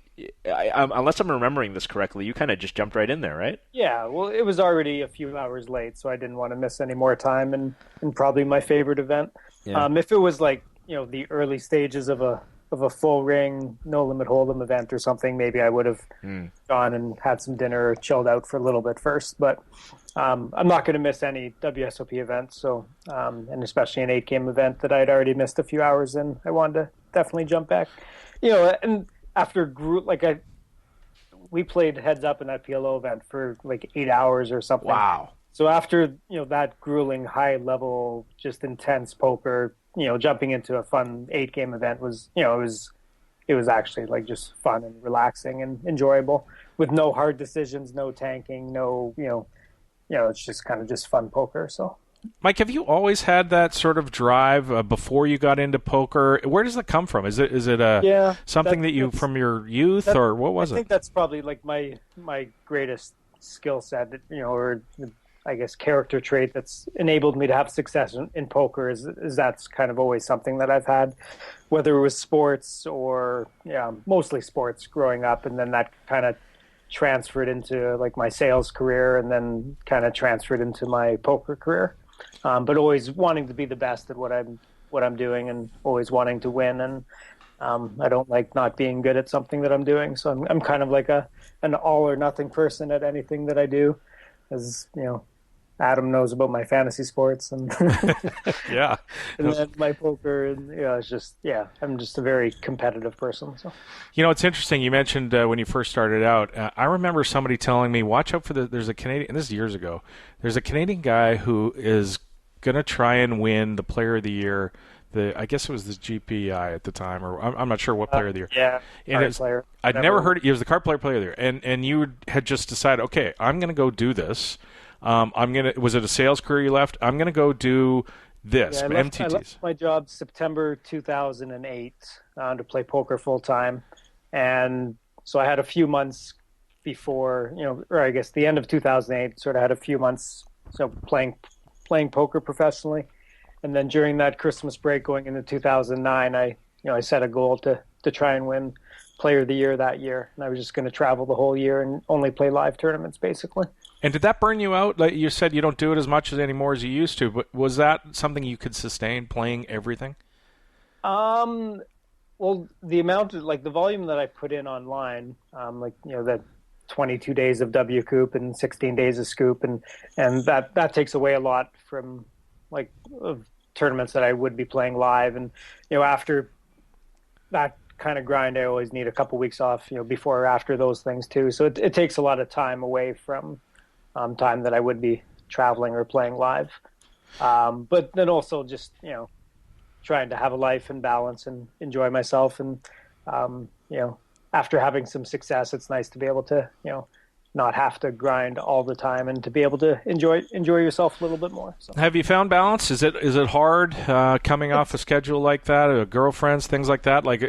Talk about your balance in your life. It's on and off. It's definitely something that I'm trying to get better at. But there's still tournaments that I don't want to miss. So going to WSOP, there won't be any balance. It'll be over 40 days in a row of only poker, and then things like during Scoop and W Coop. I'm not very good balancing while I'm playing something that I don't want to miss. But then it's, in between those tournaments, just trying to pick and choose my tournaments a bit more, because there's so many things that you could play. But so just trying to limit it to only playing the things that I really want to play, because I know that when I'm playing those, I won't be doing anything else other than playing. So, just finish up with Scoop. You've had some great results. You've had a bunch of deep runs. I'm guessing this has been a pretty successful Scoop so far. Yes and no. It's always hard to meet my own expectations. So. What kind of goals do you set before a Scoop? Going into the Scoop, I actually I didn't make any side bets. I didn't because I wasn't necessarily trying to win Player of the Series or anything, because I had decided I wanted to try and take some days off during Scoop, so I'm not burnt out going into WSOP. But to my own or not, I didn't surprise, or I did. I don't know. It's long days, anyways. The breaks didn't happen. I have not taken any days off. Not to anyone's surprise. My good friends all knew I wouldn't, and I kind of thought I might not anyway. So I didn't go into Scoop with any real expectations of Player of the Series stuff. But then as it got going and I started having some success now, of course that I'm in the running, I want to try and win Player of the Series. And, I definitely wanted to win my first Scoop. So that's, one thing that I definitely checked off. Being a low one, it didn't come with a lot of money, but it's still nice to win. It's almost more, when you think about wins, yeah, it's great to win the high, you get all the cash, and obviously that's what we're all here for. But when you beat out, what is it, 1,200 players in the low, yeah, it's harder to win a low event and harder to make finals in the low event. So it's an accomplishment I'm proud of, and that I'll be proud of for a long time. But it doesn't come with as much prestige as winning a big high event. But indeed, you talked about a break, and this, I saw somebody on Twitter saying, and I think there was some discussion on 2+2, saying that Scoop needs a break, and I can just hear how tired you are in your voice. And again, we appreciate you taking some time out to come in and talk to us about it. But do you think that's something that Scoop could schedule? Look, we're taking a 2-day break on this Tuesday, Wednesday. There's going to be no Scoop events. Go sleep, do whatever you do, cut up. We'll pick up again on Wednesday or Thursday or whatever. I would love that, because I'm same as I'm not able to control myself and skip events, so I need to be You need the break enforced. monitored. But yeah, no, that would be great. Or just having a turbo day. There's just the events and the days are so long, and now all of the events are even basically almost all of them are 2-day events. So you can't really even plan a day off, because then if you make day 2, you're playing that next day anyway. So I think there's only today. I didn't make day 2 of any of yesterday's events, and I didn't make day 2 of any of today's events. And those are the only days so far of the Scoop that I haven't made a day 2. You could theoretically take tomorrow off. Yeah, but I'm not gonna. There's a horse event, and there's just, and now that I have a chance to win, the overall Player of the Series, I'm definitely gonna go all out for that. So. What comes with the Player of the Year series? Is there a package there? I think it's 20,000 cash for the overall, and a cool trophy, and trying to beat Sean Deeb, which is important to me because.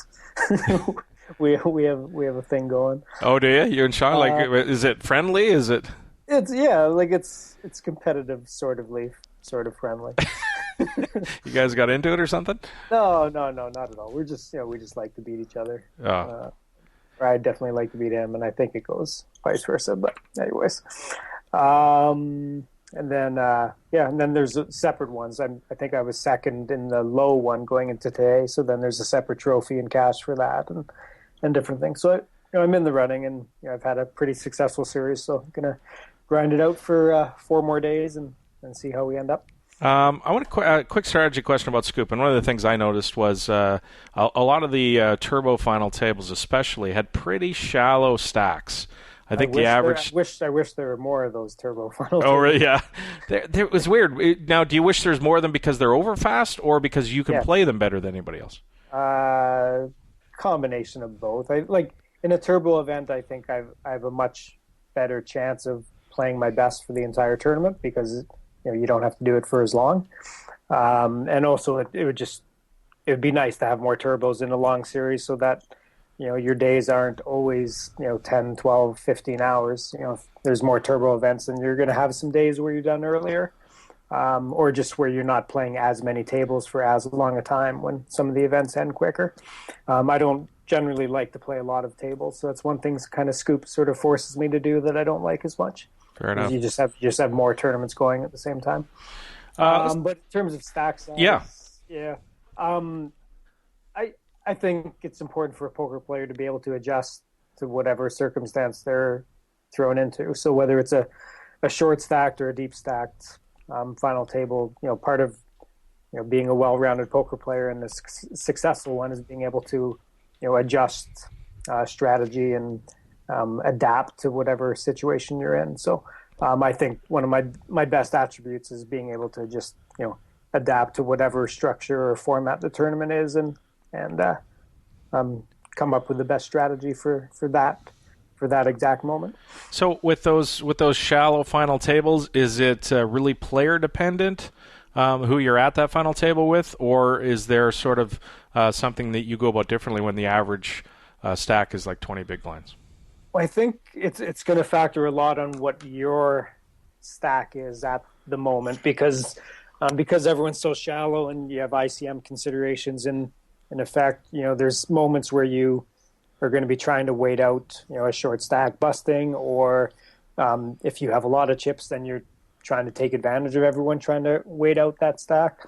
So when ICM is factoring in, there's a lot of sort of extra strategy decisions on maybe playing a little bit more tighter, or maybe playing a little bit more aggressive, or trying to take advantage of the situation, or knowing when someone's trying to take advantage of a situation and trying to take advantage of them taking advantage of that situation.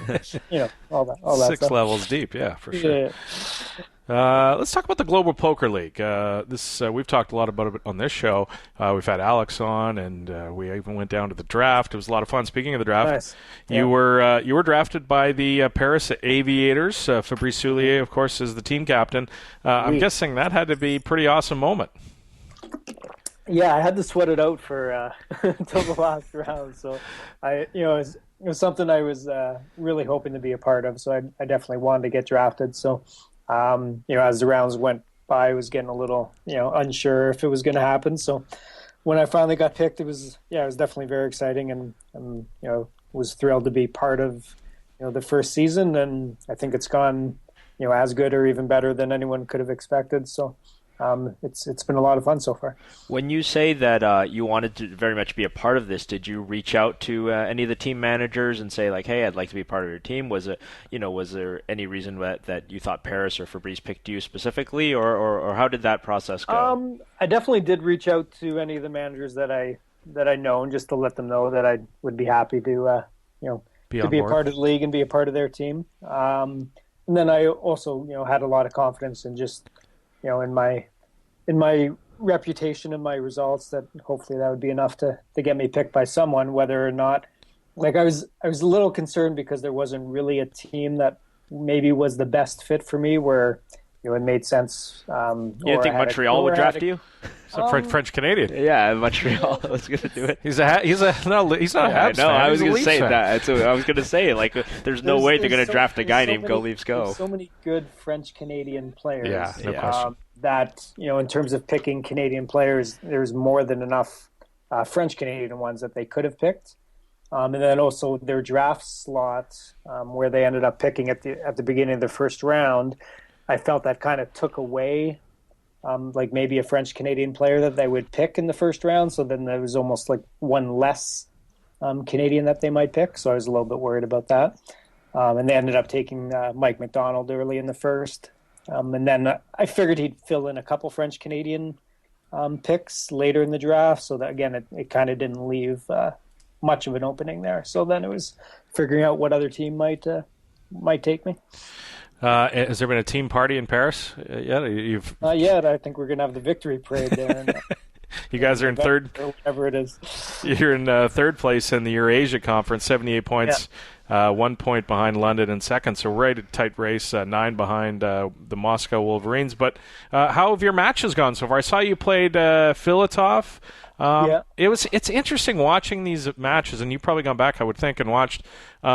Especially the heads-up matches, you get the two guys on there, and the GPL wants you guys to talk through your process to make it interesting for people. But what ends up happening sometimes is you're both talking at the same time, so it's hard to know who's to listen to, and then the commentators are jumping in, they're trying to fill dead air. Well, that's something that it's kind of like a work in progress. Sure, and that no question. They're getting better at. They've tried to, I think, instruct players to only talk when the action's on you, so that they're not both talking at the same time, and then the commentators are kind of just trying to fill in dead air. But again, it's the commentators, I think, are getting a lot better and more used to it, and it's they didn't even know what they were going to do with the cams when the season started, so it's kind of an ever developing thing that seems to be getting better and better.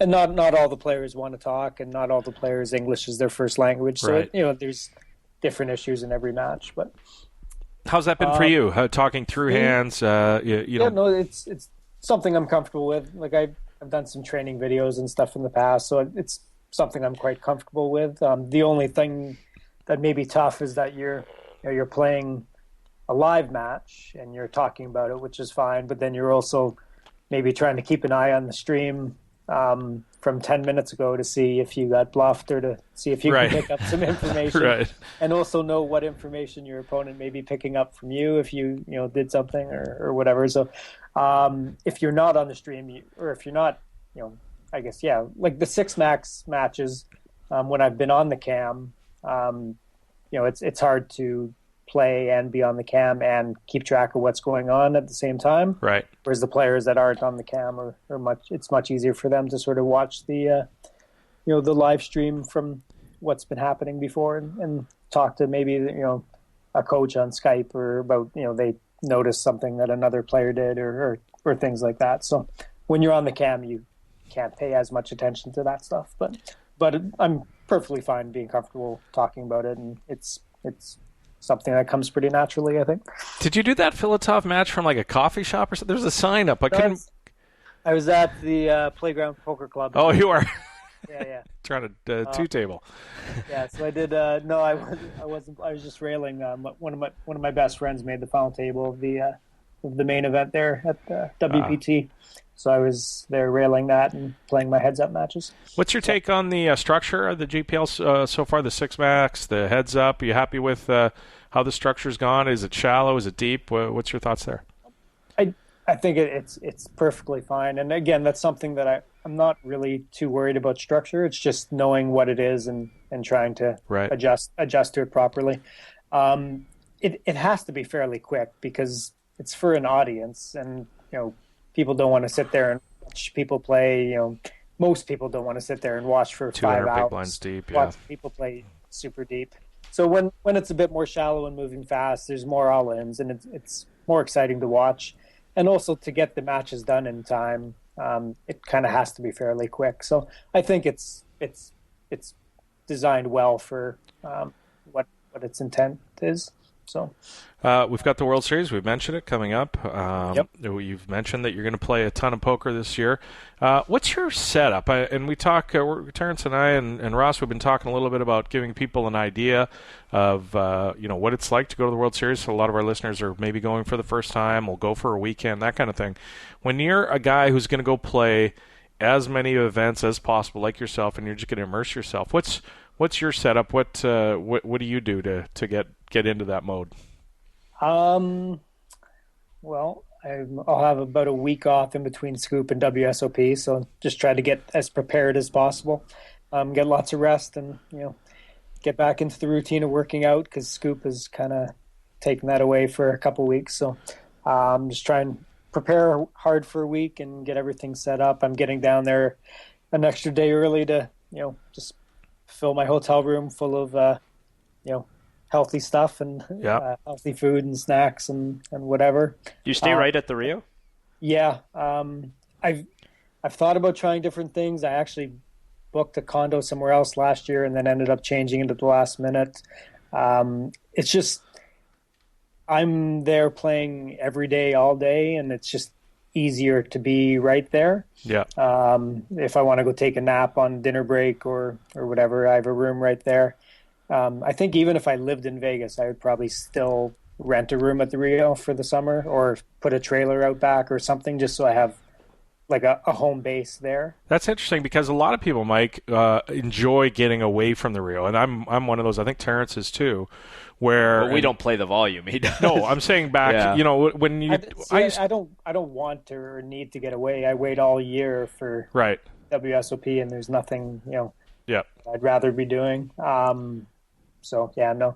And I'll have food catered to me again this year. All American Dave. A private girl that I used last year as well. Okay. And actually, it'll be about the fourth year in a row I think I've used like a private caterer. All American Dave is great, and I use him if my cook's taking a day off or something. But so that makes it a lot easier, because I don't have to actually go eat on breaks. Is it because you can dictate to? The food's delivered right to me at the table, so, and it's it's healthy, it's good, and it allows me to then use my breaks to do other things, which is nice, because there's not very much downtime. Right. Or if I'm multi-tabling, or something like that, then it's just it's easier, and then the food is a lot better and a lot healthier, because it's hard to eat healthy there for the summer, or find good food. It's gotten gradually better, and All American Dave made it a lot better, but there's slowly better options. Yeah. Your daily schedule. So you're staying in the Rio. Do you just get up and play the 12 o'clocks, and if you bust, you're 11 o'clock. Sorry, 11 o'clock. He's a slave. I was gonna, ideally I'd go for a workout in the morning, but I've found it tough in past years, and now that it's starting an hour earlier, I think that's probably something that I'm gonna fail at miserably this year. You don't late reg ever? We'll see how it goes. It depends, I guess. Depends on maybe what the event is, or just how I'm feeling. But generally, I would prefer not to late reg, because after the 11A event, I'm going to be playing the 3 p.m. event as well. So I'd probably rather get into the 11 a.m. event and try and build a stack, or bust, and then jump into the next event that I'd be playing anyway. I noticed that a lot of people, maybe about 2 or 3 years ago, started a trend of actually using the gym on dinner break. It's because instead of doing it in the morning, and I thought that was an interesting little hack that people are doing, because obviously, you've got the diamond card, so you've got the access to the gym, and it happens to be right in the hallway as you come back from your room. You can eat at the table, so you don't. You can eat at the table. Yeah. Yeah, it's something I may try. I've tried to streamline my workouts at the gym to under an hour, and that's sort of one of the reasons why, to be able to try and fit in some quicker workouts when I'm playing. So I may try that, but I might also be doing a bit more multi-tabling this year. So on dinner breaks, of one event, I may be playing different events. So we'll see how it all works. It's definitely a good idea, and since I'm not eating on dinner breaks, it's something I could do if I have the opportunity. But usually I'm going to doing fantasy baseball stuff or other things that come into my daily schedule as well. Yeah, I guess that kind of the fantasy baseball. It's kind of an escape for you, probably, to not be thinking about poker all the time. Yeah, it's something fun to do. Kind of aside from poker, and it's something to entertain yourself while you're sitting at the table and stuff as well. So. I want to get your take on these high rollers. So we've got the Super High Roller Bowl, the $300,000 buy-in this year, a bunch of high rollers. What's your risk tolerance like? Do you go out and piece yourself off when you go into a World Series? I know you've obviously had some successful years behind you, so you can probably take a bunch of your action. But what's your sort of risk tolerance like? Again, it kind of depends if the event's important to me or not. I'm sure there'll be a time, and I've put some thought into it, where I'll maybe try the high roller circuit at some point, and it's something that I'm thinking more about. That's maybe becoming a bit more of a goal. But for me, really, it's like WSOP is something that matters to me, and and then coops and things like that, and just some random high roller event really hasn't had much importance to me in my poker career to this point. So I haven't taken many shots. Like I'll play the 50K at WSOP again, and I'm probably going to play the 100K this year. So important, like I'll play high rollers that have meaning to me, but not just some random 50K or 100K. I've had all my own action for quite a while now, so that type of buy-in is if you start just piling them on, it's probably a bit too much risk, and putting my my bankroll in a kind of a fragile state.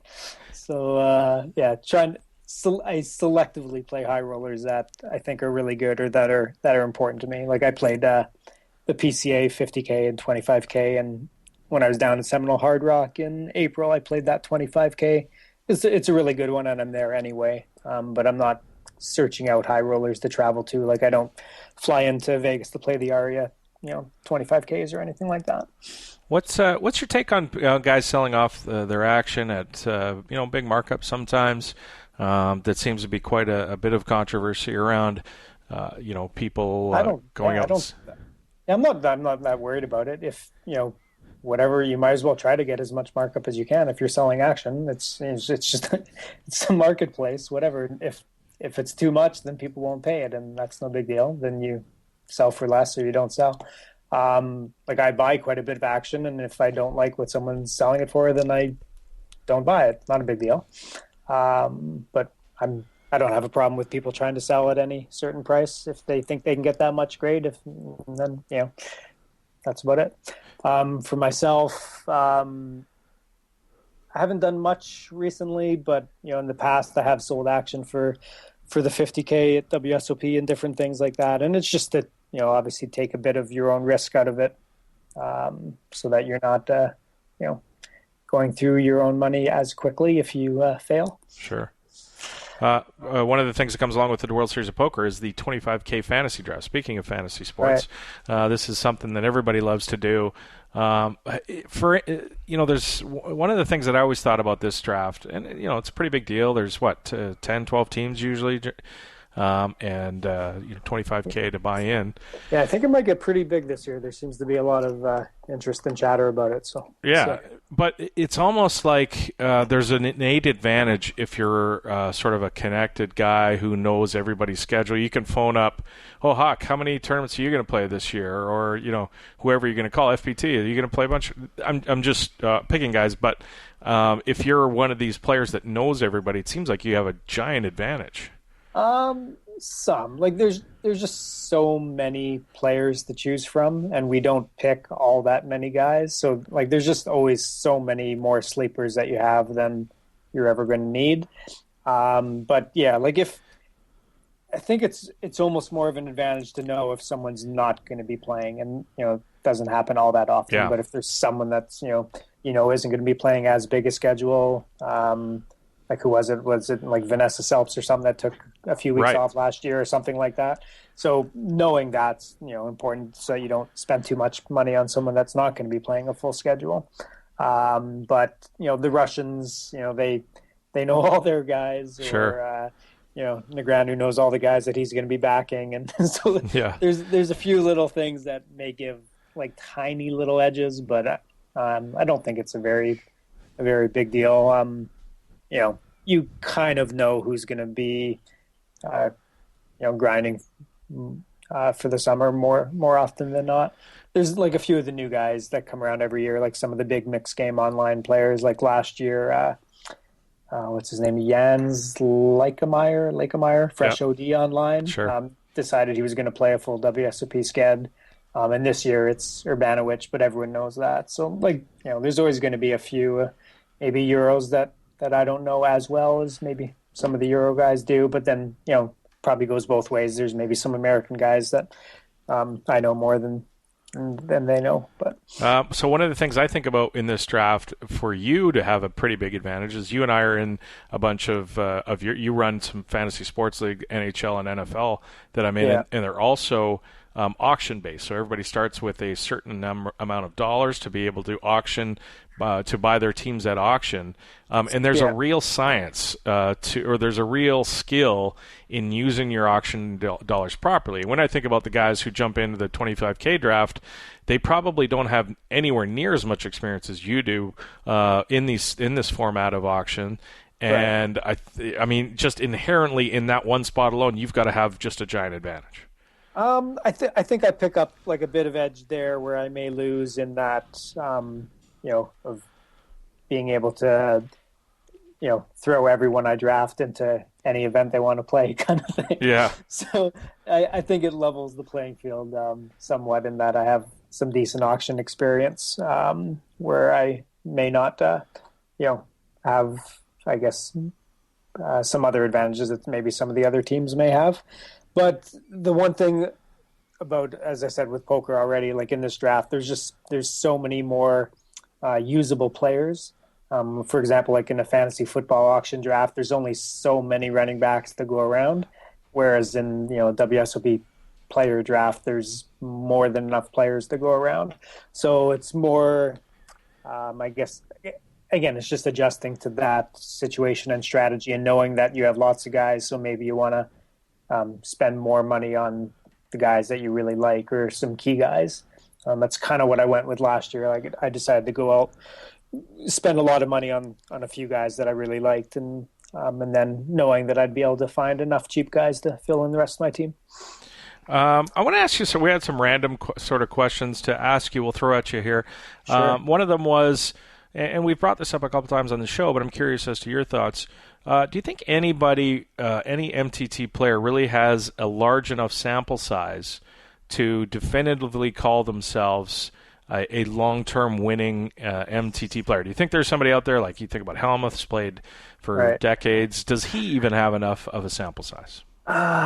It's debated quite a bit. Like it's like there's so much variance that, and that's why there's a lot of people that maybe have a lot more success than maybe people think they should, just because it's a small sample size, and vice versa. I can only reflect on myself, and I know when I have a bad trip or a bad summer at WSOP or a bad year or whatever it ends up being.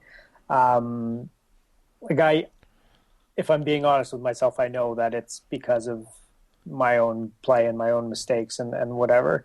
So I think once you get to a certain level, I think you're. I'm trying to think how to explain this. I'm trying to think of a way to get my point across here. I guess, yes, if you're talented and I guess confident enough in your, but everyone thinks they're a better player than they actually are. So there's I know I am. Do you think you're better than you actually are? Yeah, well, I think I'm the best, and I think I'm the best, and so, but maybe not everyone else does. So, yeah, it's tough. Like I think there's people that maybe aren't winning players in the long run, but that will win because the sample size is low. But I don't think necessarily there should be people that really are long-term profitable players that don't end up being. So Gotcha. unless it's by their own lack of volume, lack of concentration, lack of execution, or whatever you want to phrase it. I think all winning players should be able to be winning players if they're good enough to be one. But whereas players that maybe aren't good enough because of a small sample size, they will be able to have success. Like people that blame bad luck and things like that from never being able to translate maybe online into live or things like that, I think are fooling themselves a little bit. Like, I guess obviously as the sample size gets bigger and bigger, then it's more true. But things can happen, of course, in a small sample size. Okay, let's see how honest you can be with yourself. What is your best and worst game? Well, my best game is No Limit Hold'em, just because it's what I've by far played the most of, and have the most experience and put the most thought into, and so on and so forth. But it's not necessarily what I think I have the most edge in. Okay, what's that too? My best. I probably have the most edge in split pot games, whether it's Limit Omaha 8 or better, PLO 8 or Stud 8, just because I think people make the more mistakes in those games. But that's only if I'm playing my A game, because I definitely have a B, C, D, and E game in those games. I think you knocked me out of a World Series event with like the 4-4-5-7 in Omaha. Oh, or something. No, I'm just kidding. I remember you were giving me some dirty looks in that. But I do that to a lot of people. I don't necessarily think I have. I guess my worst. I don't know. It's hard to say. Like in some limit games, I can really punt it off because it's only one bet at a time. But I can go through those bets really quick. Whereas in a no limit event, you can just punt it off in one hand. Right. I don't think I have a worst game. How about smallest edge? Well, No Limit Hold'em, just because it's everyone's best game. Okay. So I think the edges are smaller, because most people are pretty competent in that game. My worst game is just when I'm not not at my best, or when I'm not focused, or when I'm not caring about what I'm playing, or when I'm already thinking ahead to the next event that I'd rather be playing, or something like that. But, Jeez, I wish we had time to get to the Leafs, the Raptors, the Jays. Oh. Yeah. No, just teasing. The Raptors didn't have a very good night. The Jays pulled out a nice win tonight, and the Leafs, well, we're just dreaming about the future, and it's actually seeming closer than ever. So. You have no idea how jealous we are out here in Vancouver of the organization that you guys are putting together. How'd you guys do in that lottery? Yeah, still a little bitter. About as well as I did in the Limit Hold'em yesterday, actually, now that you mention it. So you beat me twice yesterday. So for those that don't know, the NHL just held their draft lottery. The Canucks finished Why do you even have to mention third it? worst. Just leave it alone. And we ended up moving down from third to fifth in a year where the top three are clearly sort of franchise caliber players. Definitely the top. Yeah. And then, there's a big step down to fourth and fifth where we landed. But the Leafs binked their 20% shot and ended up getting the first overall pick. And I put it out on Twitter that we were going to have you on the show, and one of the tweets was from Keith at Canadian Sweets, who sent a tweet saying, "Is Matthews a lock, or do you think Laine is possible for the Leafs? Is the brass rail the place to be in Toronto?" First part of the question, it has to be Matthews, just because we need a center, a number one center, and haven't had one in like decades. For some other teams, maybe Laine could be the pick, because he's I think he's close to the same level. But for the Leafs, it has to be Matthews. And as for strip clubs or anything like that, that's not. It's not my area of expertise, so I have to defer. You've heard that one's pretty good, right? I know the name, and honestly, I can't even place the last time I was in a strip strip club, it may be decades. So, well, they need to put one in the Rio for you to be able to actually get. It's got to be one, so. in between the tournament area and your room. I just think they're just kind of dirty places where nothing really good happens. And I think you're probably right, despite the fact that you don't spend. You guys are both dead wrong. I also don't drink, and they're usually I try to avoid places where there's drunk people, and it's not usually a fun place for me. So that Leafs banking the first overall on Austin Matthews, the franchise center, is a double beat for me because in our pool I have William Nylander, who would have been the franchise center, the number one center for the Leafs, and now I got to chuck him back into the pool because he's not going to get any number one center time. I don't know. He maybe end up landing on the wing. So I'm not sure if Nylander's a natural long-term center. He might be better suited as a winger. So we'll see. Might work out good for him. Might be good. Thanks so much, Mike. Really appreciate your time. Get some sleep. You got a bunch of events left. Try and bink your second scoop title or third even maybe. And good luck in the World Series. We'll see you when we get down there. All right. Sounds good, guys. See you there. That's Mike Leah, the ultimate grinder, or one of the ultimate grinders. That was a fun interview. He opened up and talked about a lot of different subjects. It was fun. Good to have him on. Let's clean up some, in case you missed it, stuff. There's a few things we need to get to before we get into the next segment. In case you missed it, Caesars got a $4 billion or several $4 billion offers for their interactive division, CIE, that includes ownership of the World Series of Poker. They received multiple unsolicited offers for the division. Caesars has hired an investment bank to help them evaluate the different offers. I thought this was pretty interesting because, there's all kinds of companies that you could think of that would come in, hedge funds, big online gaming companies can come in because the World Series of Poker brand is something they can leverage. And at the same time, you always think, poker is like this supposedly shrinking market. Like, why are people super excited to buy in? But and then at the same time, the WSOP brand is about as strong as it's ever been. Like, numbers continually go up year after year. So sort of an interesting thing there. You kind of do wonder, where this is coming from. Obviously we're not going to find out for a while. Until it actually happens. And then I thought, well, who would, if ideally as a poker player, who would I want to own the World Series of Poker? And I think it's Caesars. I mean, I think they've done a great job. I don't know who else I would rather have. Yeah, running. The answer clearly, like not that long ago, would have been PokerStars. And I'm not sure that that's not the answer now, but I think Caesars has done.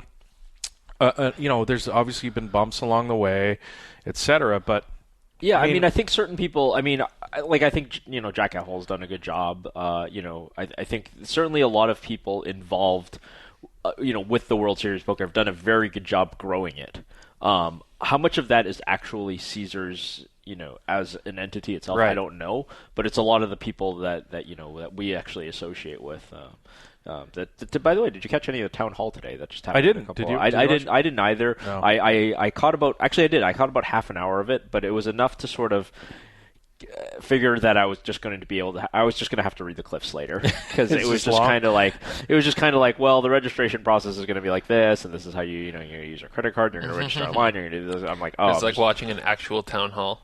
Yeah, exactly. That's probably the best way to put it. Is like actually watching a town hall. I'm like, no, I'll just read Kev Mess timeline later. Get the highlights. Caesars Interactive includes the World Series of Brand, as I mentioned, a social gaming division. Which is interesting. The social gaming platforms that they have do quite well. These are apps on smartphones where you buy chips to play in poker games, but do they really? You can never cash out. Is this a thing that generates significant money? It does. It certainly does. I know it does. All right. Which is bizarre. Like, you just don't think that that's something that would work. People aren't just going to spend money on stuff that they can't cash surprising because PokerStars tried to break into this social gaming for it without a great deal of success, as far as I know, too. Yeah, indeed. Obviously, the parent company Caesars owns part of or some majority of this company, so their financial troubles are going to have a big say on exactly how this whole deal goes down.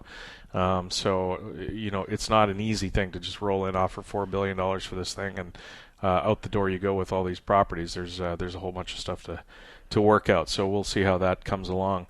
In case you missed it, Amaya's financial reports are out, and there's some interesting numbers that are in there.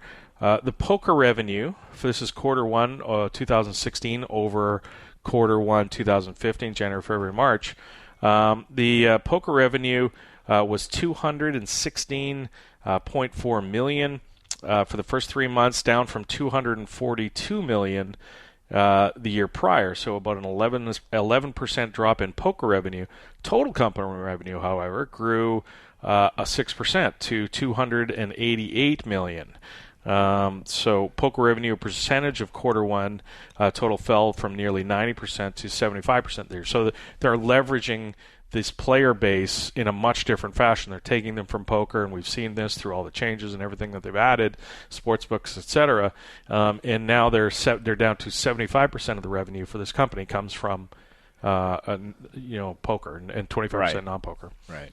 And sportsbooks obviously the huge chunk of that, up to $60 million. Yeah, it wasn't. I think up 267% year over year. But we've seen these changes. We've talked about them, of course, over and over and over again. And yes, poker revenue is down, but the company seems to be as healthy as it's ever been when they have these big increases in different areas. How big would it be if they were able to run sports books in all the markets, right? Because right now they can basically only do it in Europe. But imagine, it'll never happen in the United, or I shouldn't say never, but it's not going to happen anytime soon in the United States. It could conceivably happen in Canada. We don't really have really stringent internet sports betting laws, as far as I know. So right, it's conceivable. It is. 64% of the revenue came from the European Union. I thought that was another interesting number. Obviously, not much from the U.S., just a little piece in Nevada. Right. But that's a healthy amount of money coming from the European Union when you look at the markets in Brazil and Canada that are quite strong. Well, even the UK wouldn't even, and Russia wouldn't be included in that. Yeah. But Amaya also did say that revenue in April. So this is after these numbers. Remember, January, February, March was the numbers we were talking about. But April, the poker revenue was $73.6 million, which was the same as the April before. So. Maybe it was a quick or a bad 3 months, or maybe people have adapted to the changes over at Stars. In case you missed it, the Taj Poker Room is back. That was closed. The most unexpected. In case you missed it, I was like, what? They closed legendary Taj. Well, they closed what? It feels like it was 6 months ago. It wasn't that long ago. I don't know. I don't really know exactly what it was, but it feels not that long ago. And then everybody was writing the eulogies oh man, that's so sad. It's been around. Rounders. It was in Rounders, and I played there when I went to Atlantic City, and this and that. And it's so sad. And then they closed all the funny stories with all the jackpots being paid out. That was hilarious too at the end. And then. What, they're just reopening now? What happened? The company run by, I think it's Carl Icahn, took over the casino, the Taj, and decided that they wanted to bring the glory back to the Taj Poker Room. So they're spending a bunch of money on it. Yep. Which is a good thing. Good luck.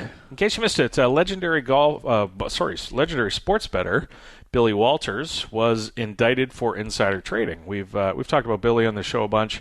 He's a legendary figure in the gambling world, the biggest sports betting winner of all time. He's got a conglomerate of people, moving lines, and the stories about Billy are legendary. There's lots of fairy tales out there. Maybe he was responsible for blackouts in football games, and maybe he wasn't. But he had a friend who was on either running or on the board of a large food company, and apparently this is all in the indictment that was unsealed. He was getting information from his friend and trading on it, and made many, many millions of dollars over a long period of time on different tips that he'd gotten from this guy who is now cooperating with the DOJ or the authorities to get himself a smaller sentence. He's pled guilty, and then also provide evidence against Billy. He's a rat.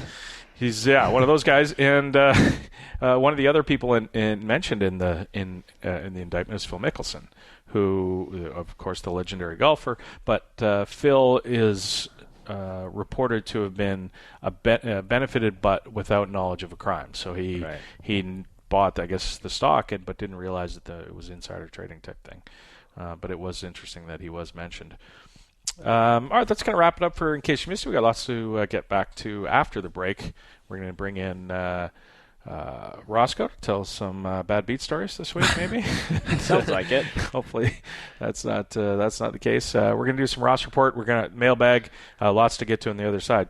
You're listening to the 2+2 Pokercast presented by the PokerStars VIP Club. More right after this. What's up, guys? My name's John Beaupre, and I'm the founder and lead instructor of PLOQuickPro.com.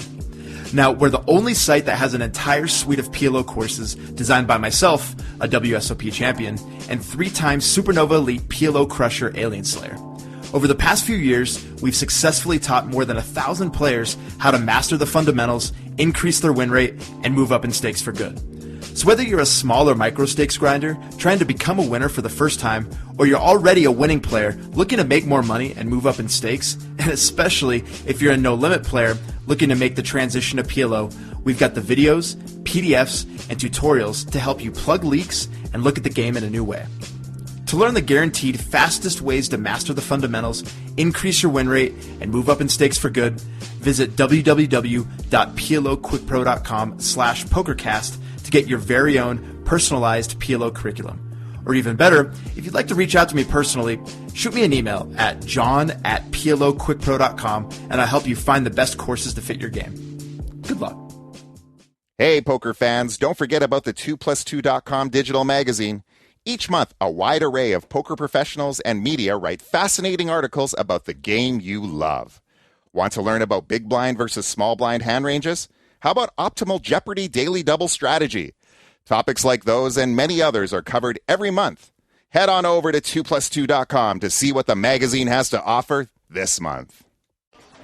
At blinds 120K, 240K, it's folded to me in the cutoff, and I raise ace-king off to 480,000 with a stack of 14.6 million.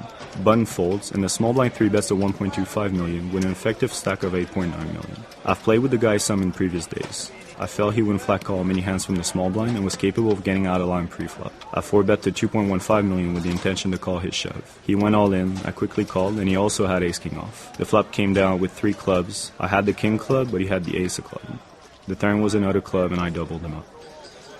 Team Pro Online's Marc-Andre French Dog Ladouceur is a Supernova VIP. This is the 2+2 Pokercast, presented by the PokerStars VIP Club.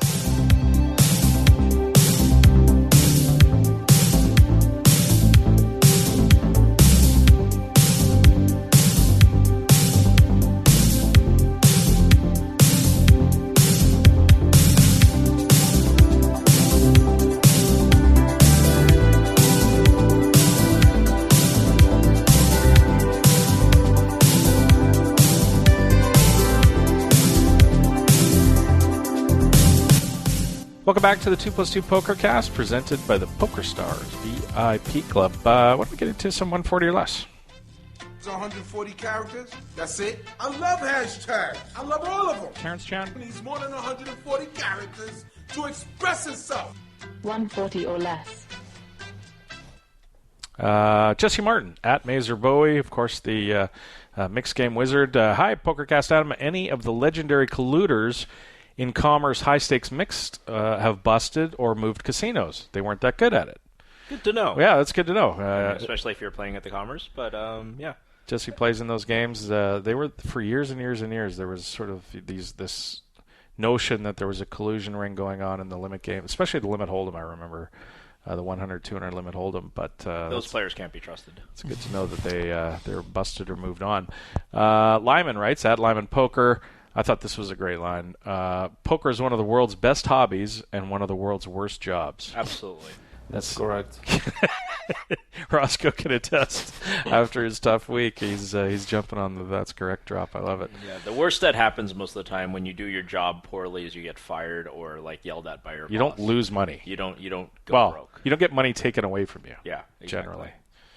You just stop getting money, which is much less bad than losing all your money. Breaking even is not nearly as bad as losing money for those keeping score at home. No, it is not. Mailbag. And now. That right there is the mail. Now let's talk about the mail. Can we talk about the mail, please, Malcolm? I'm dying to talk about the mail with you all day, okay?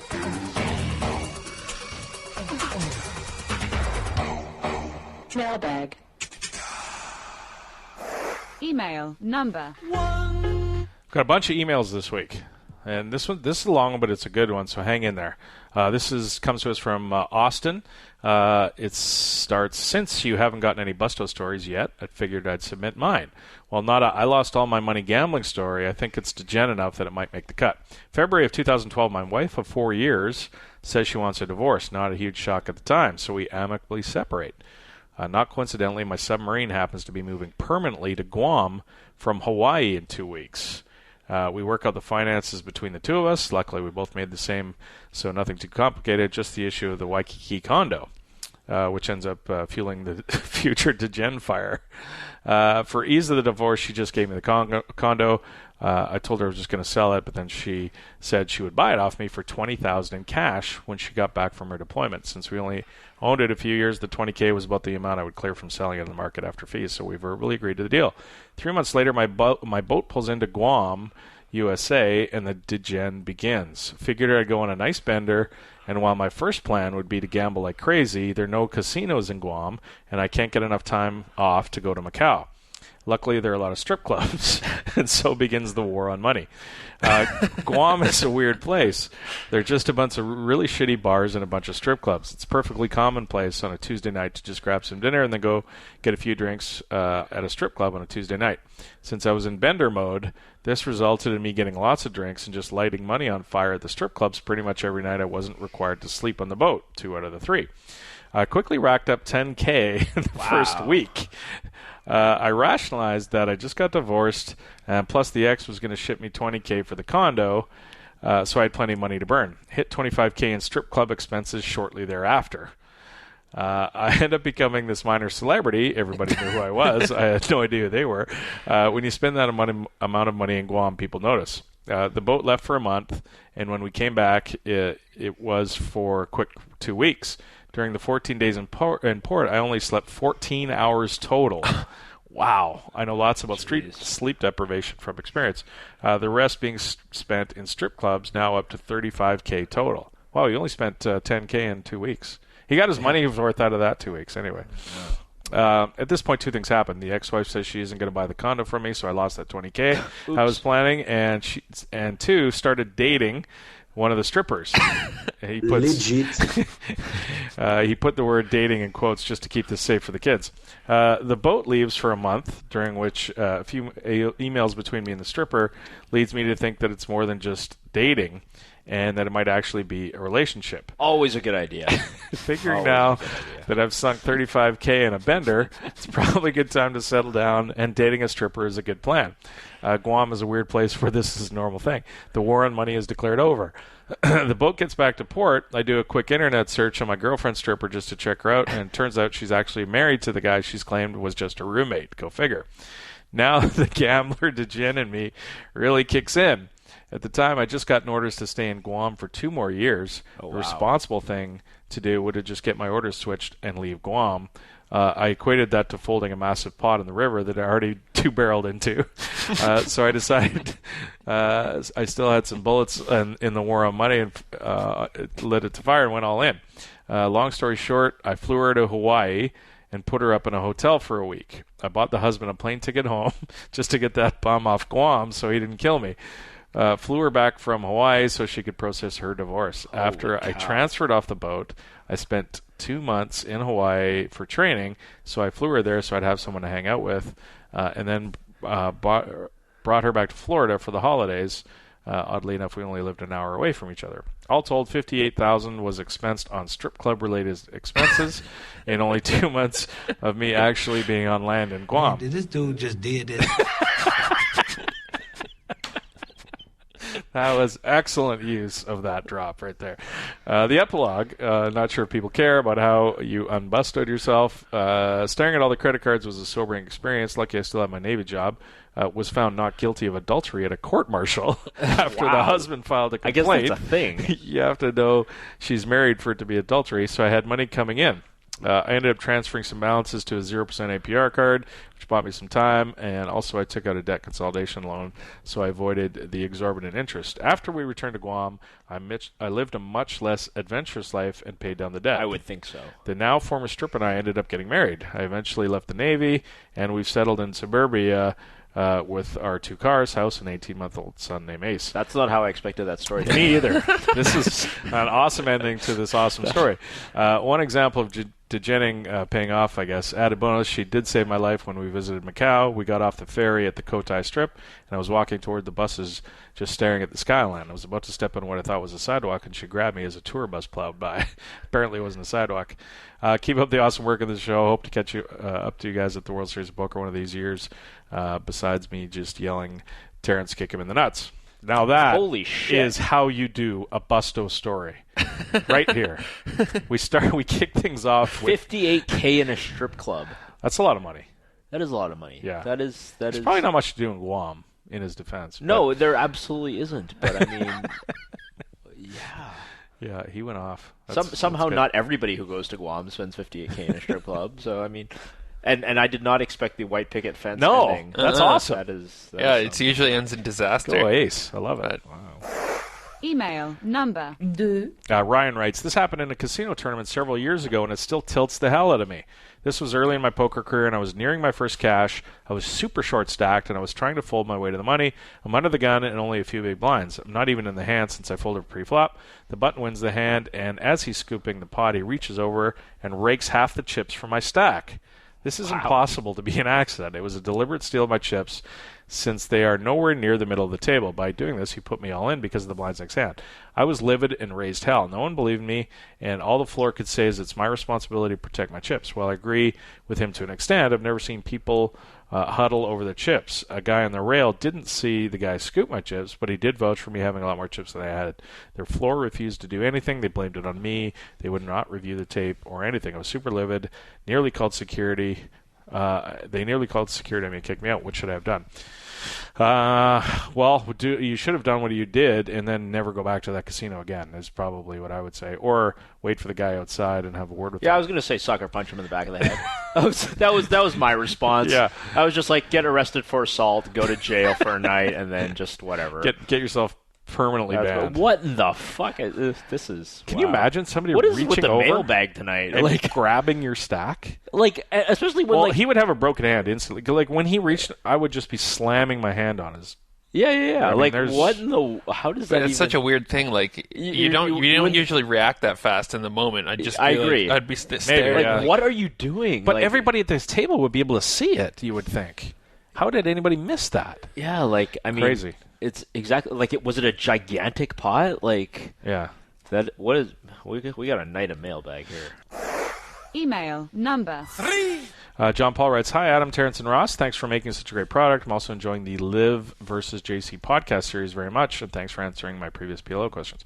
I have some rambling thoughts I would like you to address. I'll try and be brief. After a hiatus from PokerStars for work reasons, I opened up the client last week and found a shirtless Neymar and something called KO Poker. It's incredibly fun, addictive, and soft as hell. I've added 20% to my bankroll since I discovered it. My main question is, are PokerStars trying to discourage pros, I'm not one clearly, from playing on the site, or are they trying to hide the pros' success behind gimmicks and the idea myth that these fun types of poker are just bingo? I only have a small sample to draw on, and I realize that formats like spin and go and knockout are super high variance, but my evidence suggests that any former turbo hyper sit and go player would have a massive edge in these games against the gamble it up fun players who these games are marketed towards, mainly just by knowing their shove fold ranges. Surely these type of pros shift over to these games when they will have a clear edge, but instead of bemoaning pros stacking the fish and sending them away dejected, PokerStars can now encourage them to think that it was all just bad luck which prevented them from winning. The occasional random person winning a $1 million sit and go, plus the unadulterated fun of getting a knockout bonus from a shirtless Neymar every time you bet somebody keeps this myth going. I'm still loving the poker and the Pokercast. Just curious what your thoughts what your take on the new PokerStars strategy. All the best. I think we've talked about this sort of movement a lot to this sort of gambly type thing. Terrence, what are your thoughts? I mean, the answer is obviously a little bit of both. I mean, they're not specifically trying to discourage pros by playing on the site by having gimmicks and stuff like that, because pros are smart. They'll simply go where the money is, as something that's pointed out. But of course, most of this stuff is at the smaller stakes, right? And they're at stakes which kind of discourage pros from playing. I mean, there are some higher buy-in spin and goes, but then a lot of the pros will argue that the rake for spin and goes makes it so that they don't necessarily want to play that format. They'd rather just play regular sit and goes. But I think John Paul's point is accurate. As the more casual players go over to these games, then the pros will migrate over. I don't think Stars is actively trying to discourage them from moving over, but it's just maybe not. It happens more slowly because the pros maybe don't read all the glossy marketing emails and stuff like that. I tried out that knockout format last night. I didn't know anything about it, but I just clicked on the tab and I decided to play. And it's a lot. It seems to require a lot more skill than the spinning goes. At least it's basically it's either a hyper turbo, or regular sit and go. Right. He also mentioned that he didn't have a big sample size. I think that was probably fairly important to notice. Email number. Chris writes, hey, Adam, Terrence, and Ross. Been listening to the Pokercast for about 3 years now, and I think it's better than ever before. The addition of the strategy talk, especially the Rossco Report, is really livening up the podcast and make me want to tune in each week. So I've been totally binge-watching Trailer Park Boys on Netflix. I'm sure everybody in Canada is quite familiar with this amazing show, and I realized that the three of you are exactly like the main characters in Trailer Park Boys. Not the kind of person to say a toe-to-so, but you know what? A toe-to-so. A fucking a toe-to-so. Adam's the ringleader, just like the husky mustachio Julian with the black T-shirt and ever-present drink in hand. Ross is the mentally challenged, but always oafishly optimistic what are you Ricky. Doing in your big school words? Just use normal people words, and I'll understand what you're talking about. Definitely the one most prone to tilt. Terrence, of course, the goggles-wearing cat-obsessed Bubbles, the one who is at times awkward but secretly the smartest guy in the room. Boy, I got off easy on that. I've never seen any pics of you, so I have no idea what you look like. But now when I listen, I can just imagine you three as our PokerCast boys. Keep it up. Terrence, I can't even imagine how you would be compared to Bubbles. I don't like cats. Actually, I don't dislike them, but they're tasty. Yeah, I see it a little bit more like Terrence is Julian, Adam's Ricky, and I'm Bubbles. That's how you got up there? That is just your personal opinion. I mean, because you guys are like Bubbles is like the third of the group. Yeah. And, I don't know. You're Bubbles? I do like the comparison. I'm not a pessimist. I'm an optometrist. Email number. It's number 5. Hoscomatic writes, hey, PokerCast team, I'm a long-time listener since the BigPoker.ca days. When you got the Hashem interview, I was bummed when Mike left, but I've really enjoyed the addition of Terrence to the cast. Adam's really stepped up your broadcasting game, and I realized after Mike left that you provided the aspects of the show that I enjoyed the most. We should have got MJ to read this one. Yeah, that would have tilted the hell out of him. This, by the way, is how you get your email read on the show. You suck up. Ross, keep crushing the PLO. I'm enjoying the updates. Spoiler alert, but after a decade of pleased to participate, I've always finally, after decades of pleased to participate, just after he says how good of a broadcaster I am, I finally have something to contribute. My buddy has been telling me to try cold showers for over a year, so I finally got around to trying it for the first time and recorded it for Showergate. Also, I sent an offer to Mike a few years back. I'm not sure if I ever made it to you. If you guys are ever in Chicago, I'd love to buy the crew a bacon bomb. And he includes a picture. This is fantastic. This bacon bomb. I love bacon, baby. It's like a meatloaf wrapped in several layers of bacon. It's the most amazing thing I've ever seen. It's called a bacon bomb. The bomb is 5 pounds of ground sausage, pork, and beef mixed with spices and wrapped in a weave of brown sugar bacon and slow cooked on our pig roast. So good. Serves 6 to 8 people. Where's the Homer drooling? Or 3. Yeah, I need Homer drooling drop. So Patty Long's is the name of the place. Anyways, I'd love to buy the crew a bacon bomb and a couple of rounds for all the free entertainment over the years. Thanks for everything you guys do. Could we finish a bacon bomb, the three of us? Oh, fuck yeah. I think easily. It's for 6 to 8 people. We got the stomach. Yeah. We got the stomach. And it is 6 to 8 people in Chicago. So, I mean, that could mean a lot. Yeah. I have to say I wouldn't still have a passion for try. poker if I didn't listen to your show. He also includes the recording of himself in the shower. All right. Excellent. Let's hear it.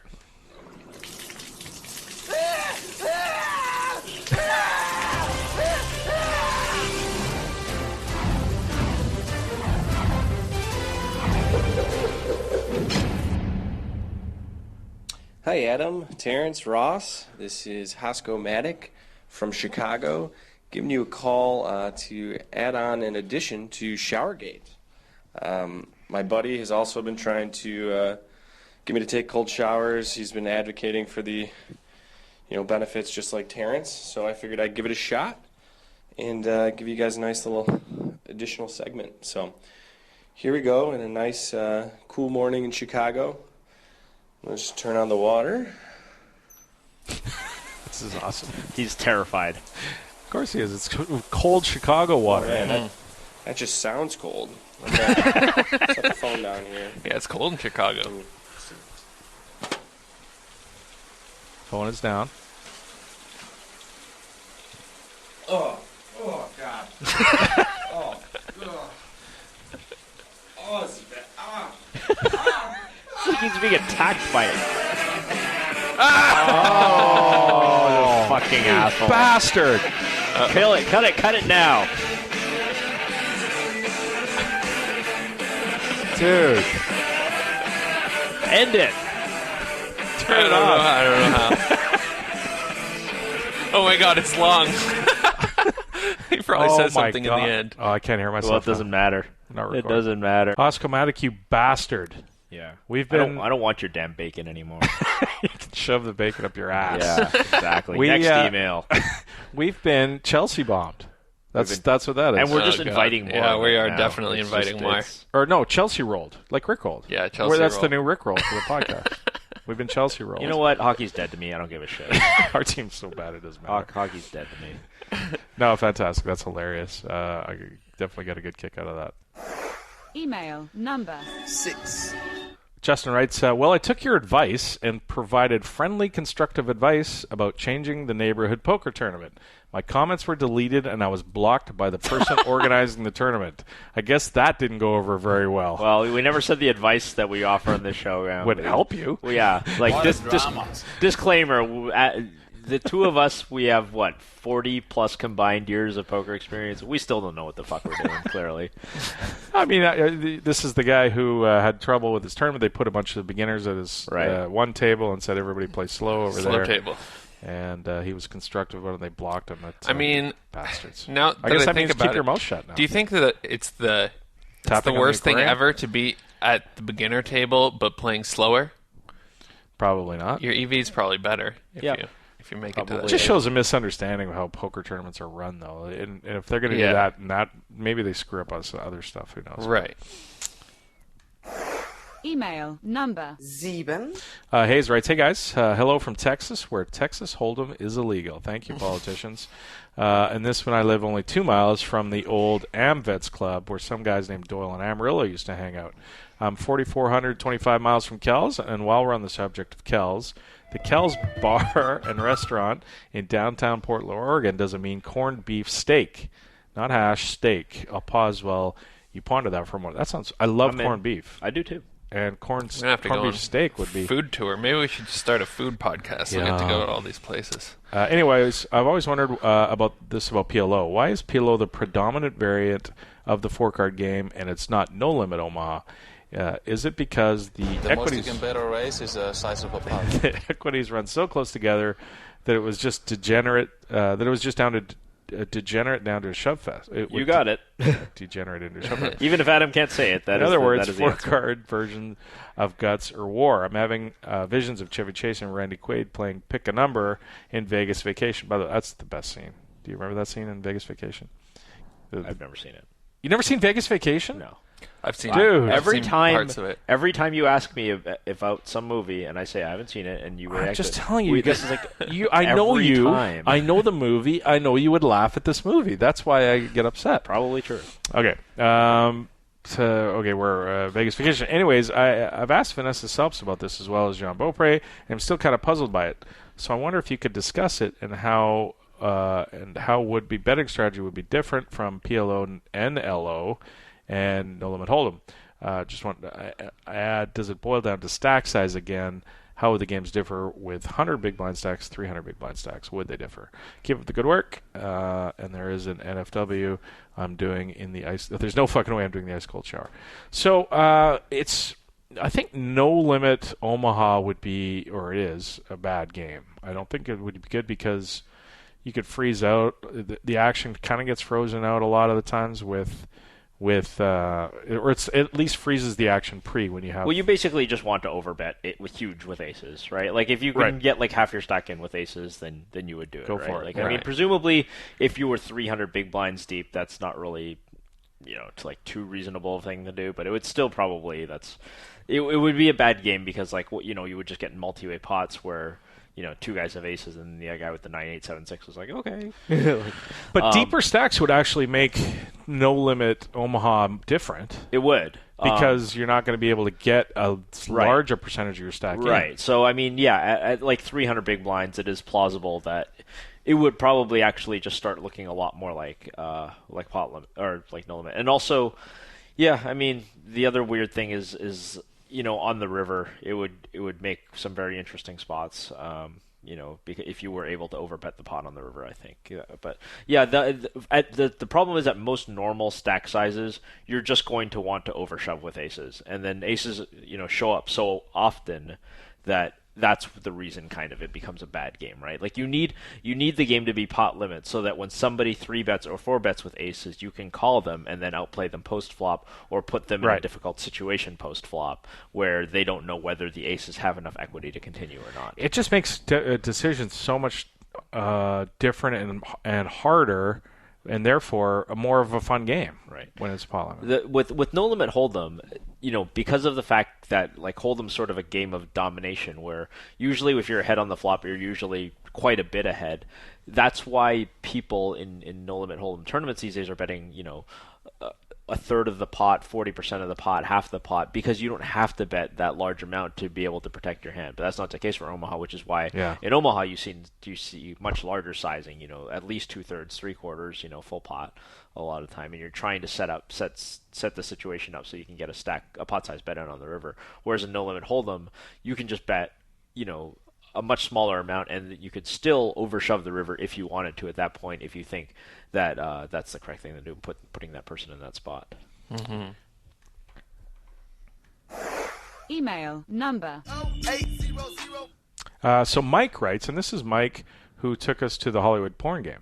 Our buddy Mike, when we were down at the GPL draft. Hell yeah. We love Mike.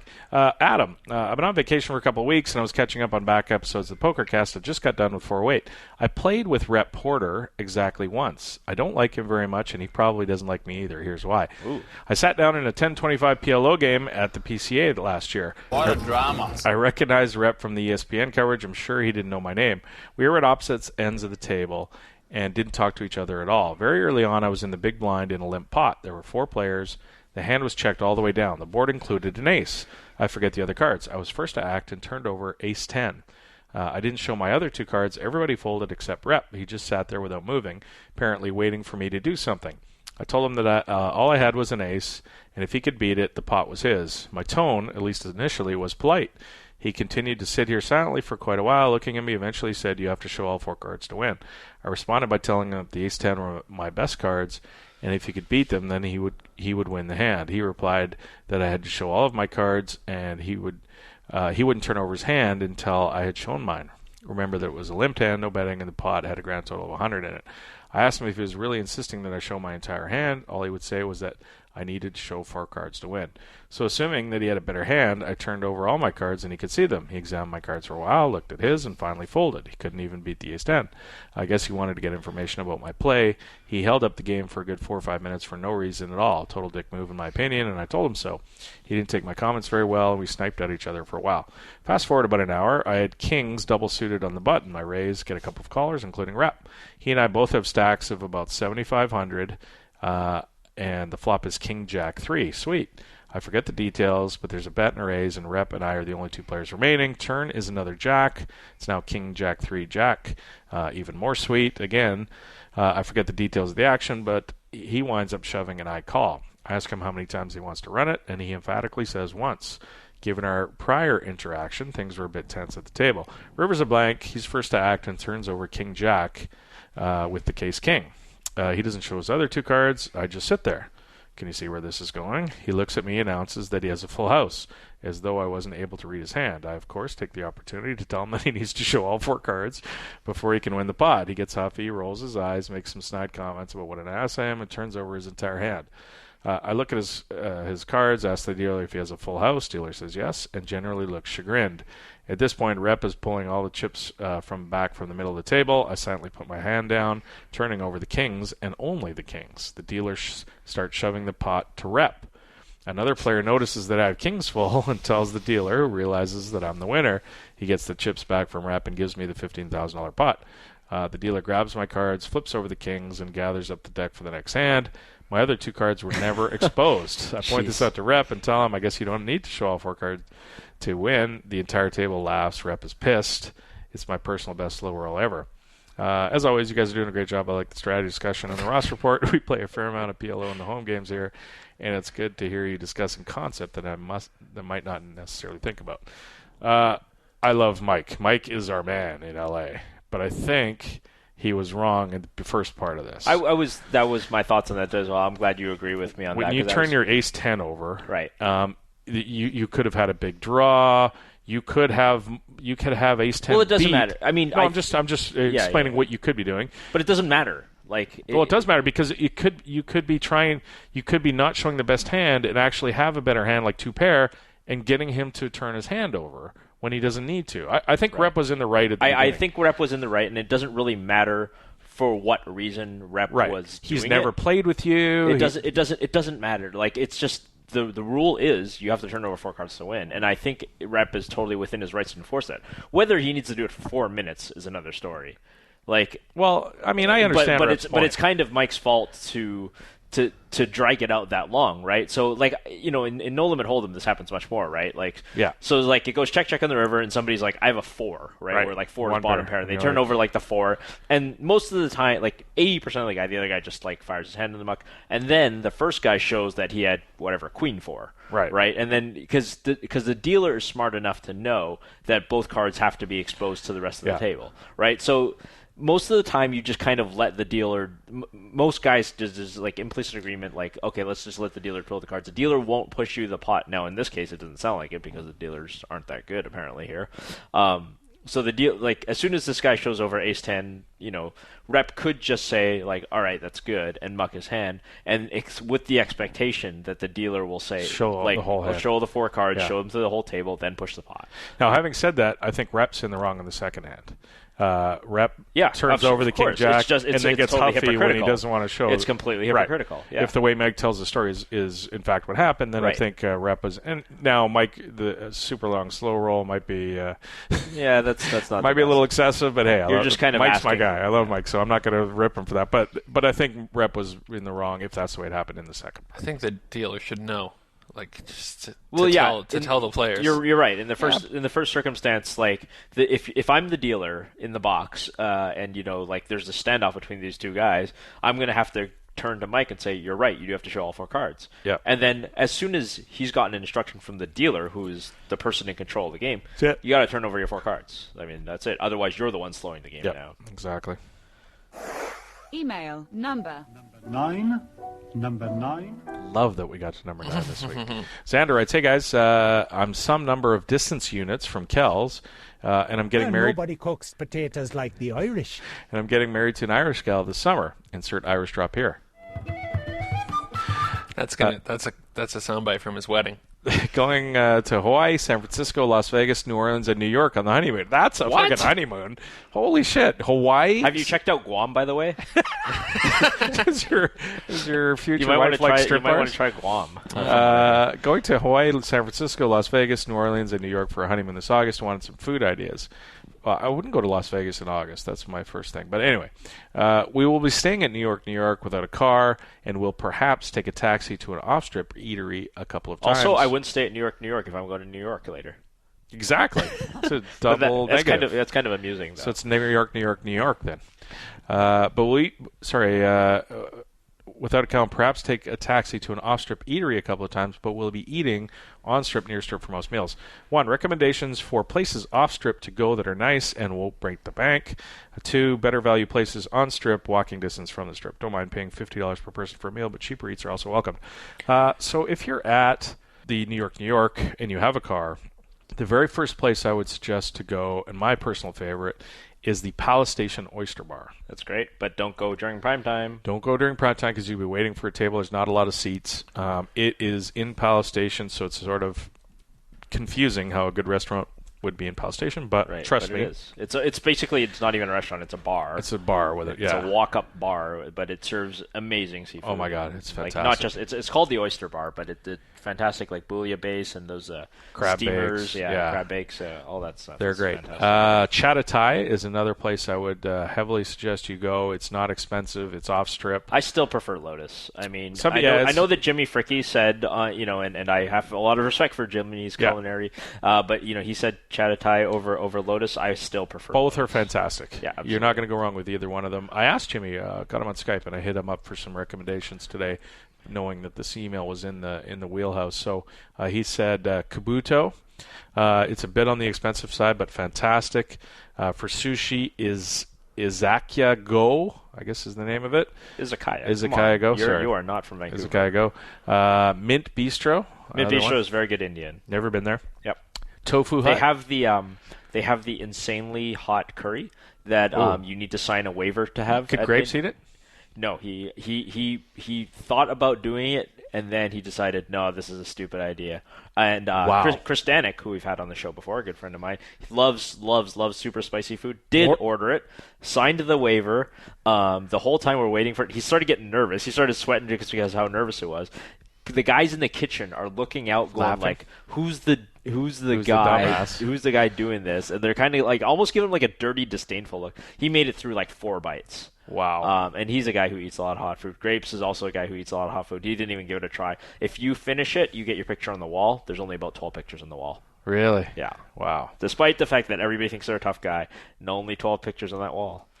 Mint Bistro, I mentioned. Tofu Hut. Which is not where you eat tofu, by the way. It's actually Korean barbecue. Oh, is it? It's called Tofu Hut. It's a Korean barbecue joint. So there you go. Okay. That's probably why it's on Jimmy's list. Do we have an email number 10 drop?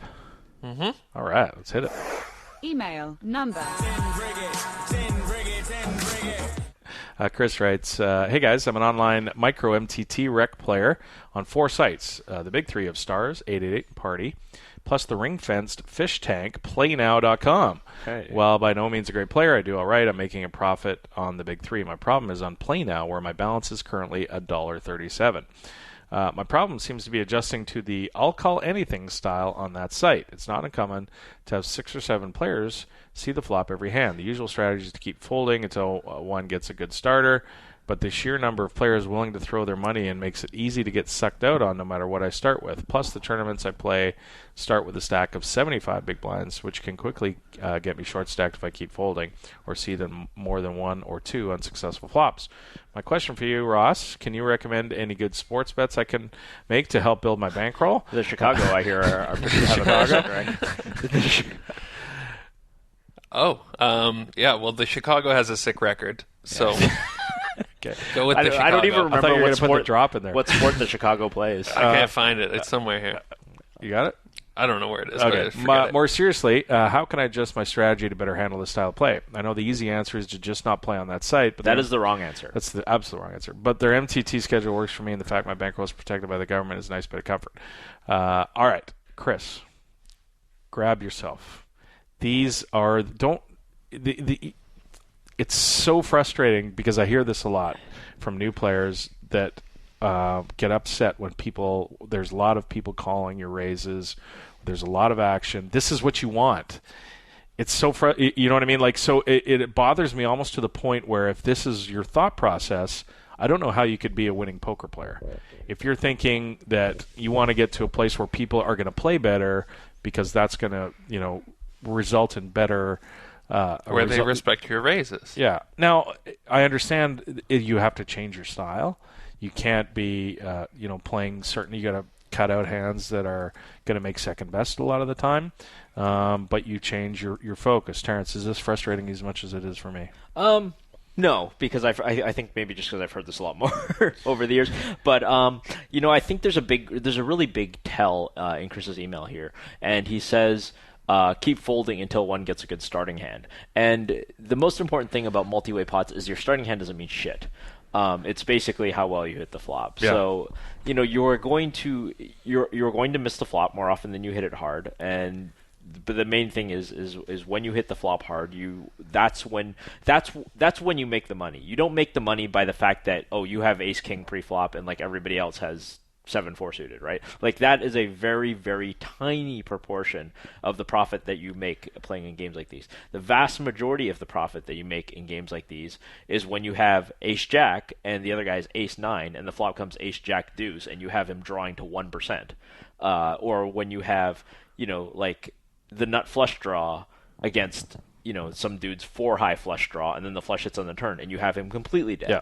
Like these are the sources of profit. These are hitting big flops, hitting big turns, hitting just having big hands by the end of the hand, and getting people to stack off against you when they have like 20% equity in the Right. pot. That's where you make the money. It doesn't matter that 8 people see the flop and you started with pocket 10s, because pocket 10s ain't doing shit in a 10-way pot unless they make a set, most of the time anyway. So that's really the main thing is basically, play fit or fold on the flop, right? It's a really boring way to play, to be perfectly honest, but it's by far the most profitable way. Most profitable, exactly. Easy money. Do not quit playing at that site. It's fantastic. Yeah. All right, let's get on to some forum stuff. The Where in the World Are You Listening From thread has a couple of posts in it. First, Mac Murphy writes, in Reading, England, only 293 miles from Kells. That's just a shade over what Bilzerian had to do for his bet. He'd probably struggle on a pedalo across the Irish Sea, though. Maybe he could draft an oil tanker or something. Which I thought was good. I listen to the podcast while painting walls white. It helps hold back the deep sense of crushing disappointment in my career choices that threatens to overwhelm me at any time. Keep up the good work. It remains by some margin my favorite podcast. Ignore the haters. I love all the eclectic shit you talk about. All in or knocked out is shaping up nicely. I will not become a black chip contributor because painters earn the square root of fuck all, but I will try and chuck some money on soon. Thanks, Mac Murphy. In this thread, the Where Are You Listening From thread, Steve3791 has become the MVP of this thread. He's simply the man. This Steve parsed all the data, over 500 posts from the thread, and put it all... Up to that many, wow. He put it all in a sortable spreadsheet. Awesome. It's so cool. I started for country, and I looked for a country where we had a couple of listeners. So tonight we're going to give a shout-out to our Montenegro guys, Almighty 11 and Voda 23. Thanks for listening from Montenegro. By the way, remember we were talking about our Bangladeshi crew. Of course. We love our Bangladeshi listeners. So there's a poster came in from Bangladesh. Poster The Wheel. He jumped into the thread this week.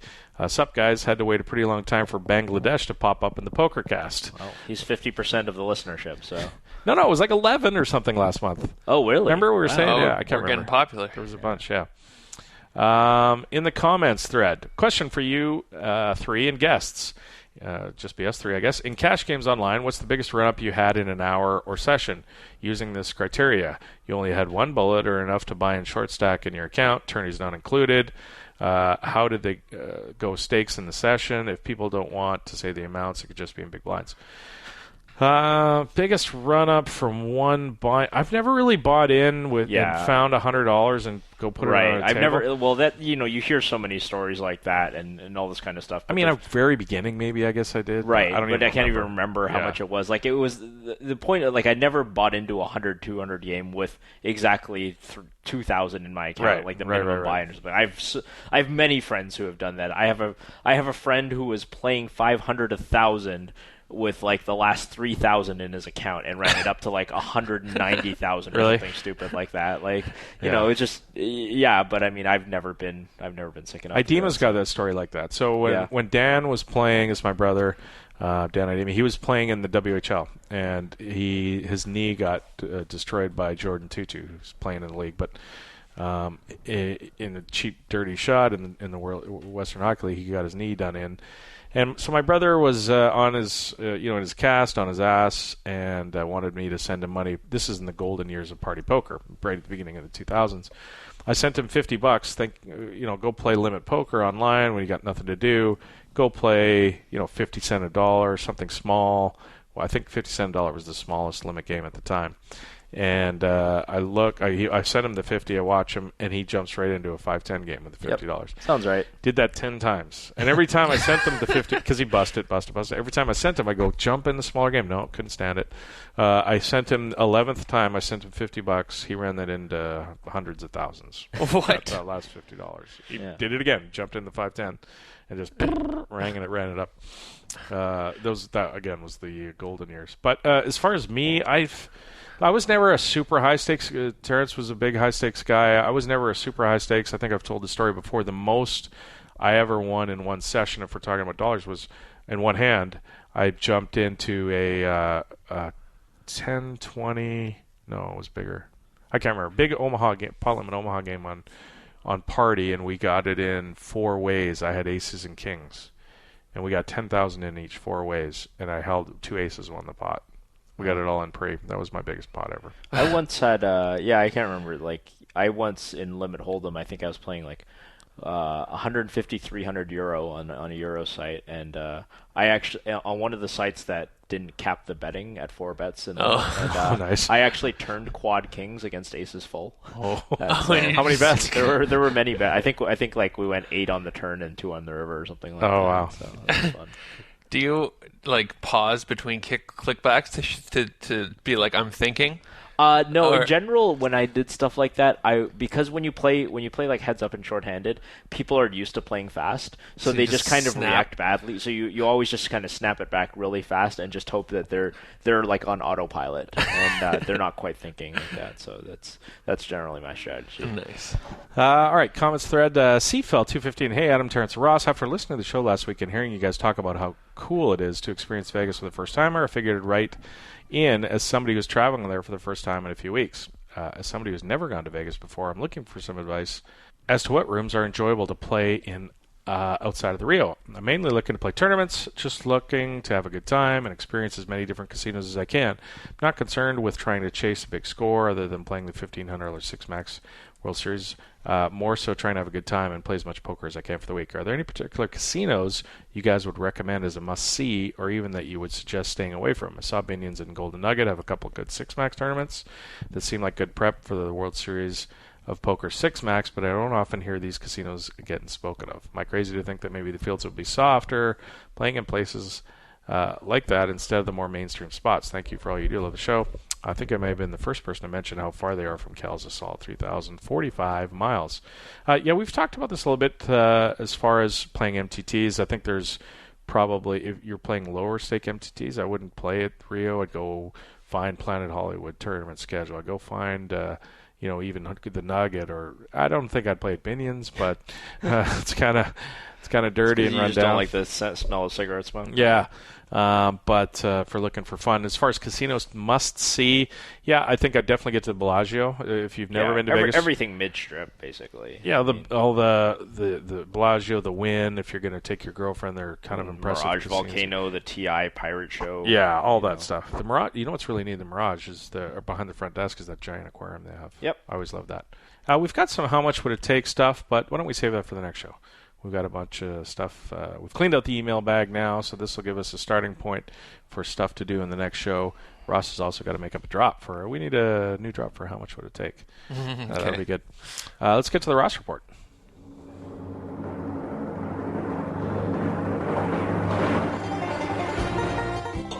Good old Rossco. Sure glad he's all right. Listen, boy, you gotta pick your spots good. You gotta make hay while the sun shines. Hey, good.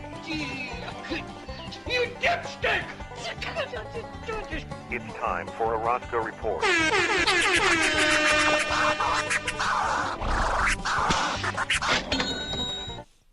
All right, so it's been a tough week, has it? You guys, it has been a week. It has been the week from hell, the downturn from hell? Probably one of the worst weeks of recent memory. Get it in, lose, get it in, lose, get it in, lose. Uh-huh. Yeah, so last week I was talking about how pumped I was to move up to 50 cents a dollar. Yeah. That night, after I put up the show, I played my first session of 50 cents a dollar. Or no, I guess I played it a little bit before that.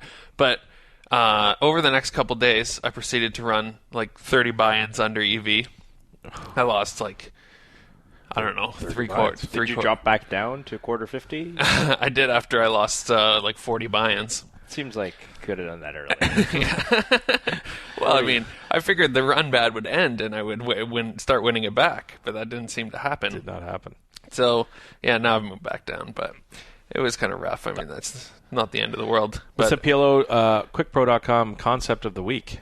It is check raising the turn, which is something that is a profitable play in PLO. John talks about it quite a bit in his program. I'll try and do a little bit of justice here, but if you want to learn this tip, I would recommend listening to John talk about it. Yeah. The thing for check raising the turn for me, and Terrence, maybe you can tell me what you think about this, but I think it has a lot to do with how much the guy on the turn who's in position continues, how often and how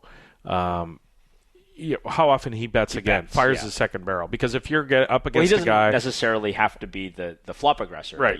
But how often he'll bet in position. Yeah. So you want to look at that. You want to study his stats, I think, because if you have a guy firing 100%, wow, it's hugely profitable move in that spot because he's going to fold a lot of the times. If you have a guy firing 12%, then it's not because you're going to run into the nuts a lot of the time. So I think it seems to me that it's heavily depends on just who you're up against in that spot. Totally. And one of the things about PLO is that people are always trying to protect their hand, so I think they bet on the turn more frequently, right? I mean, the thing is, in Hold'em, people will often check back things like top pair because, they're way ahead, way behind, I don't need to bloat this pot, that kind of thing. But a lot of times in PLO, after the guys, c-bet the flop and he's checked you on the turn, he's sort of waving the white flag, so I should protect my hand. All right, let's get down to the first hand. This is 25 cent, 50 cents. You are in the big blind with 160 big blinds. You pick up the ace, king, queen, deuce with the king, queen of hearts. There's a raise under the gun, fold, and you call. 2 to the flop. King, queen, 8, 2 spades. Again, you have ace, king, queen, deuce, so you flop top 2. You check. The hero bets, or sorry, not the hero. The hero checks. The under the gun raiser bets. 2/3 pot, you call. You flat the flop. The turn is the deuce of clubs. You check again. I make 3 pair, but now the board is double flush suited, double flush drawed. The original raiser bets full pot. You check raise. He ships and you call.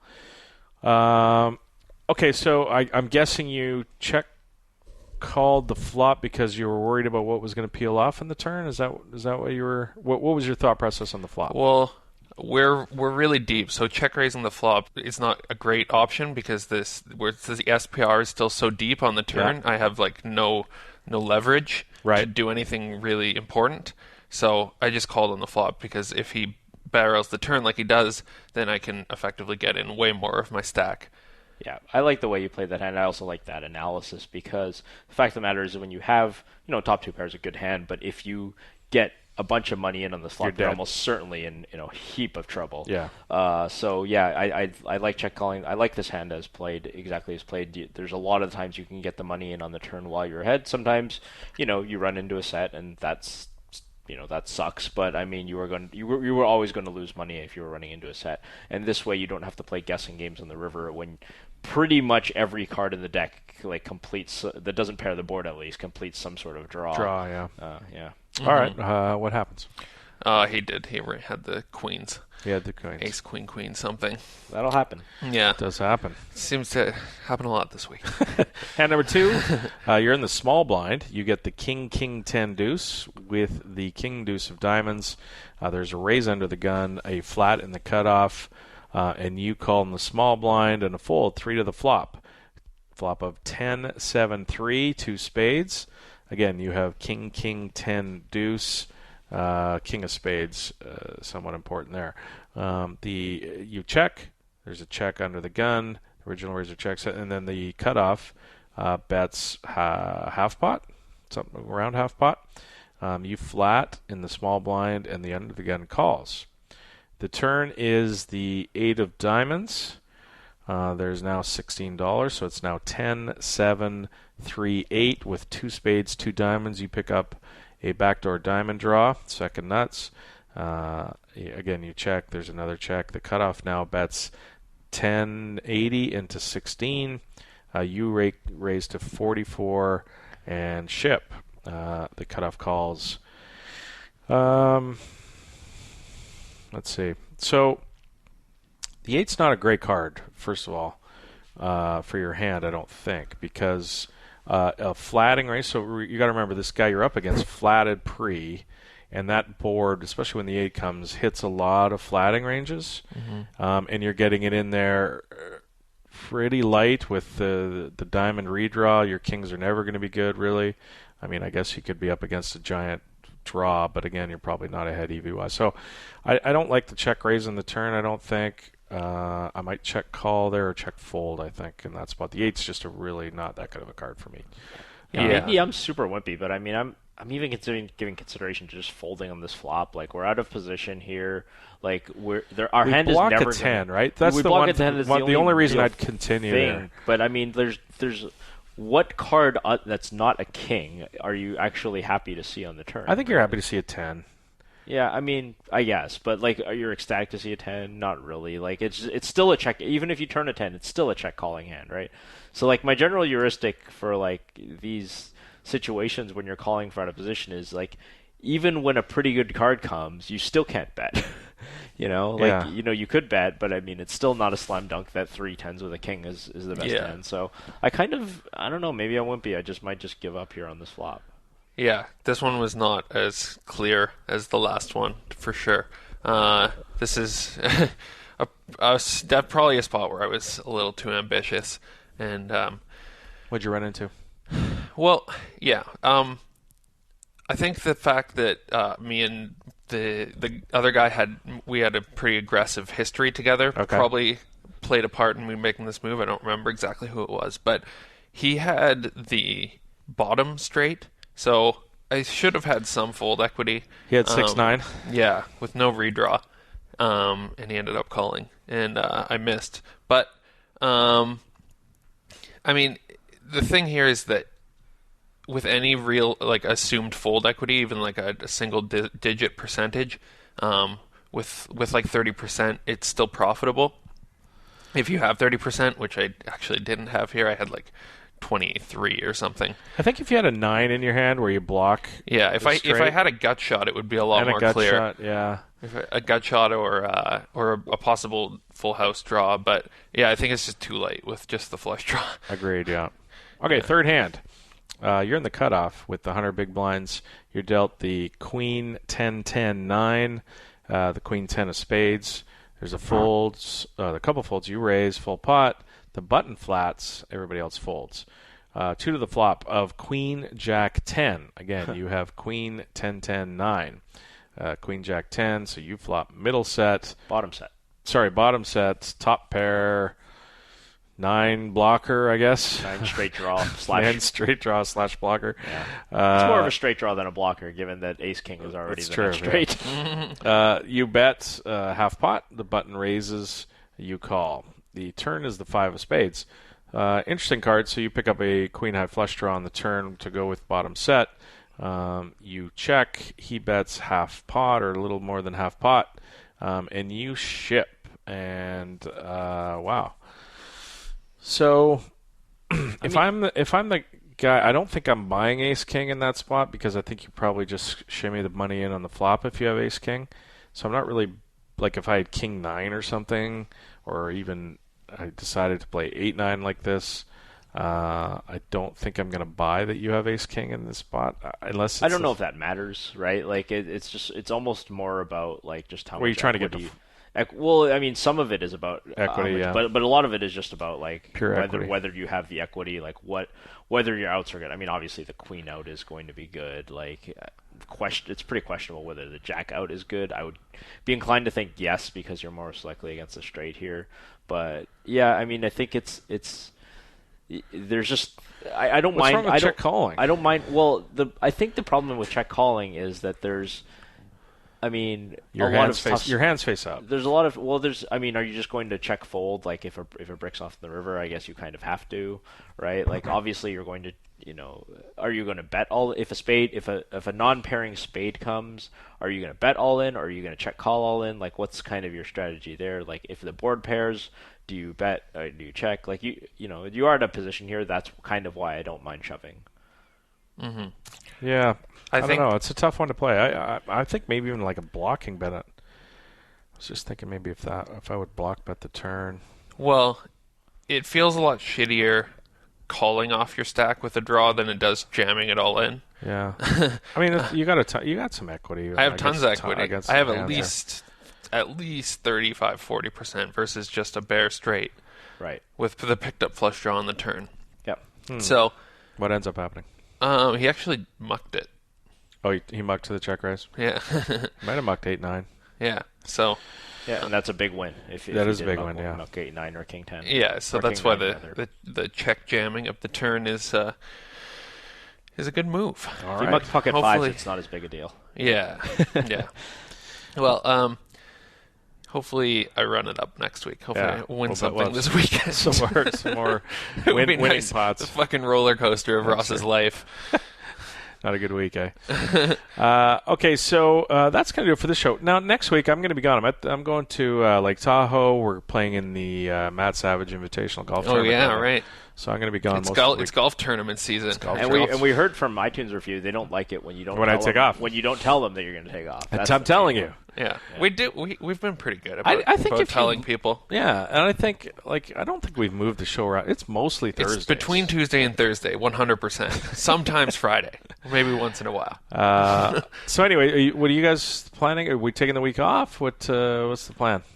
I'd be down to do one with Terrence. If I was thinking, if a lot of people have listened to All In or Knocked Out, if you have any questions or comments, you could send those and we could talk about that. Sure. We don't have to do you could do a little hour and a half show. Send in a lot of emails. Send in email. We emptied it with all the email and the comment thread, so you got to send more. If you want a show next week, we need material. All right. Terrence is a tournament professional now. He's had some scoop success, so he can review your scoop hands. I'll do that. Yeah.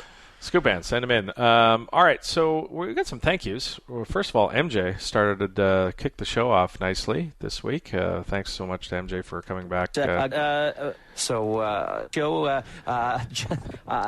and knew you were going to play the long version. And so I just like the end. Just knew you were going to play the long version. Assholes. That is the best ending. Thanks, MJ.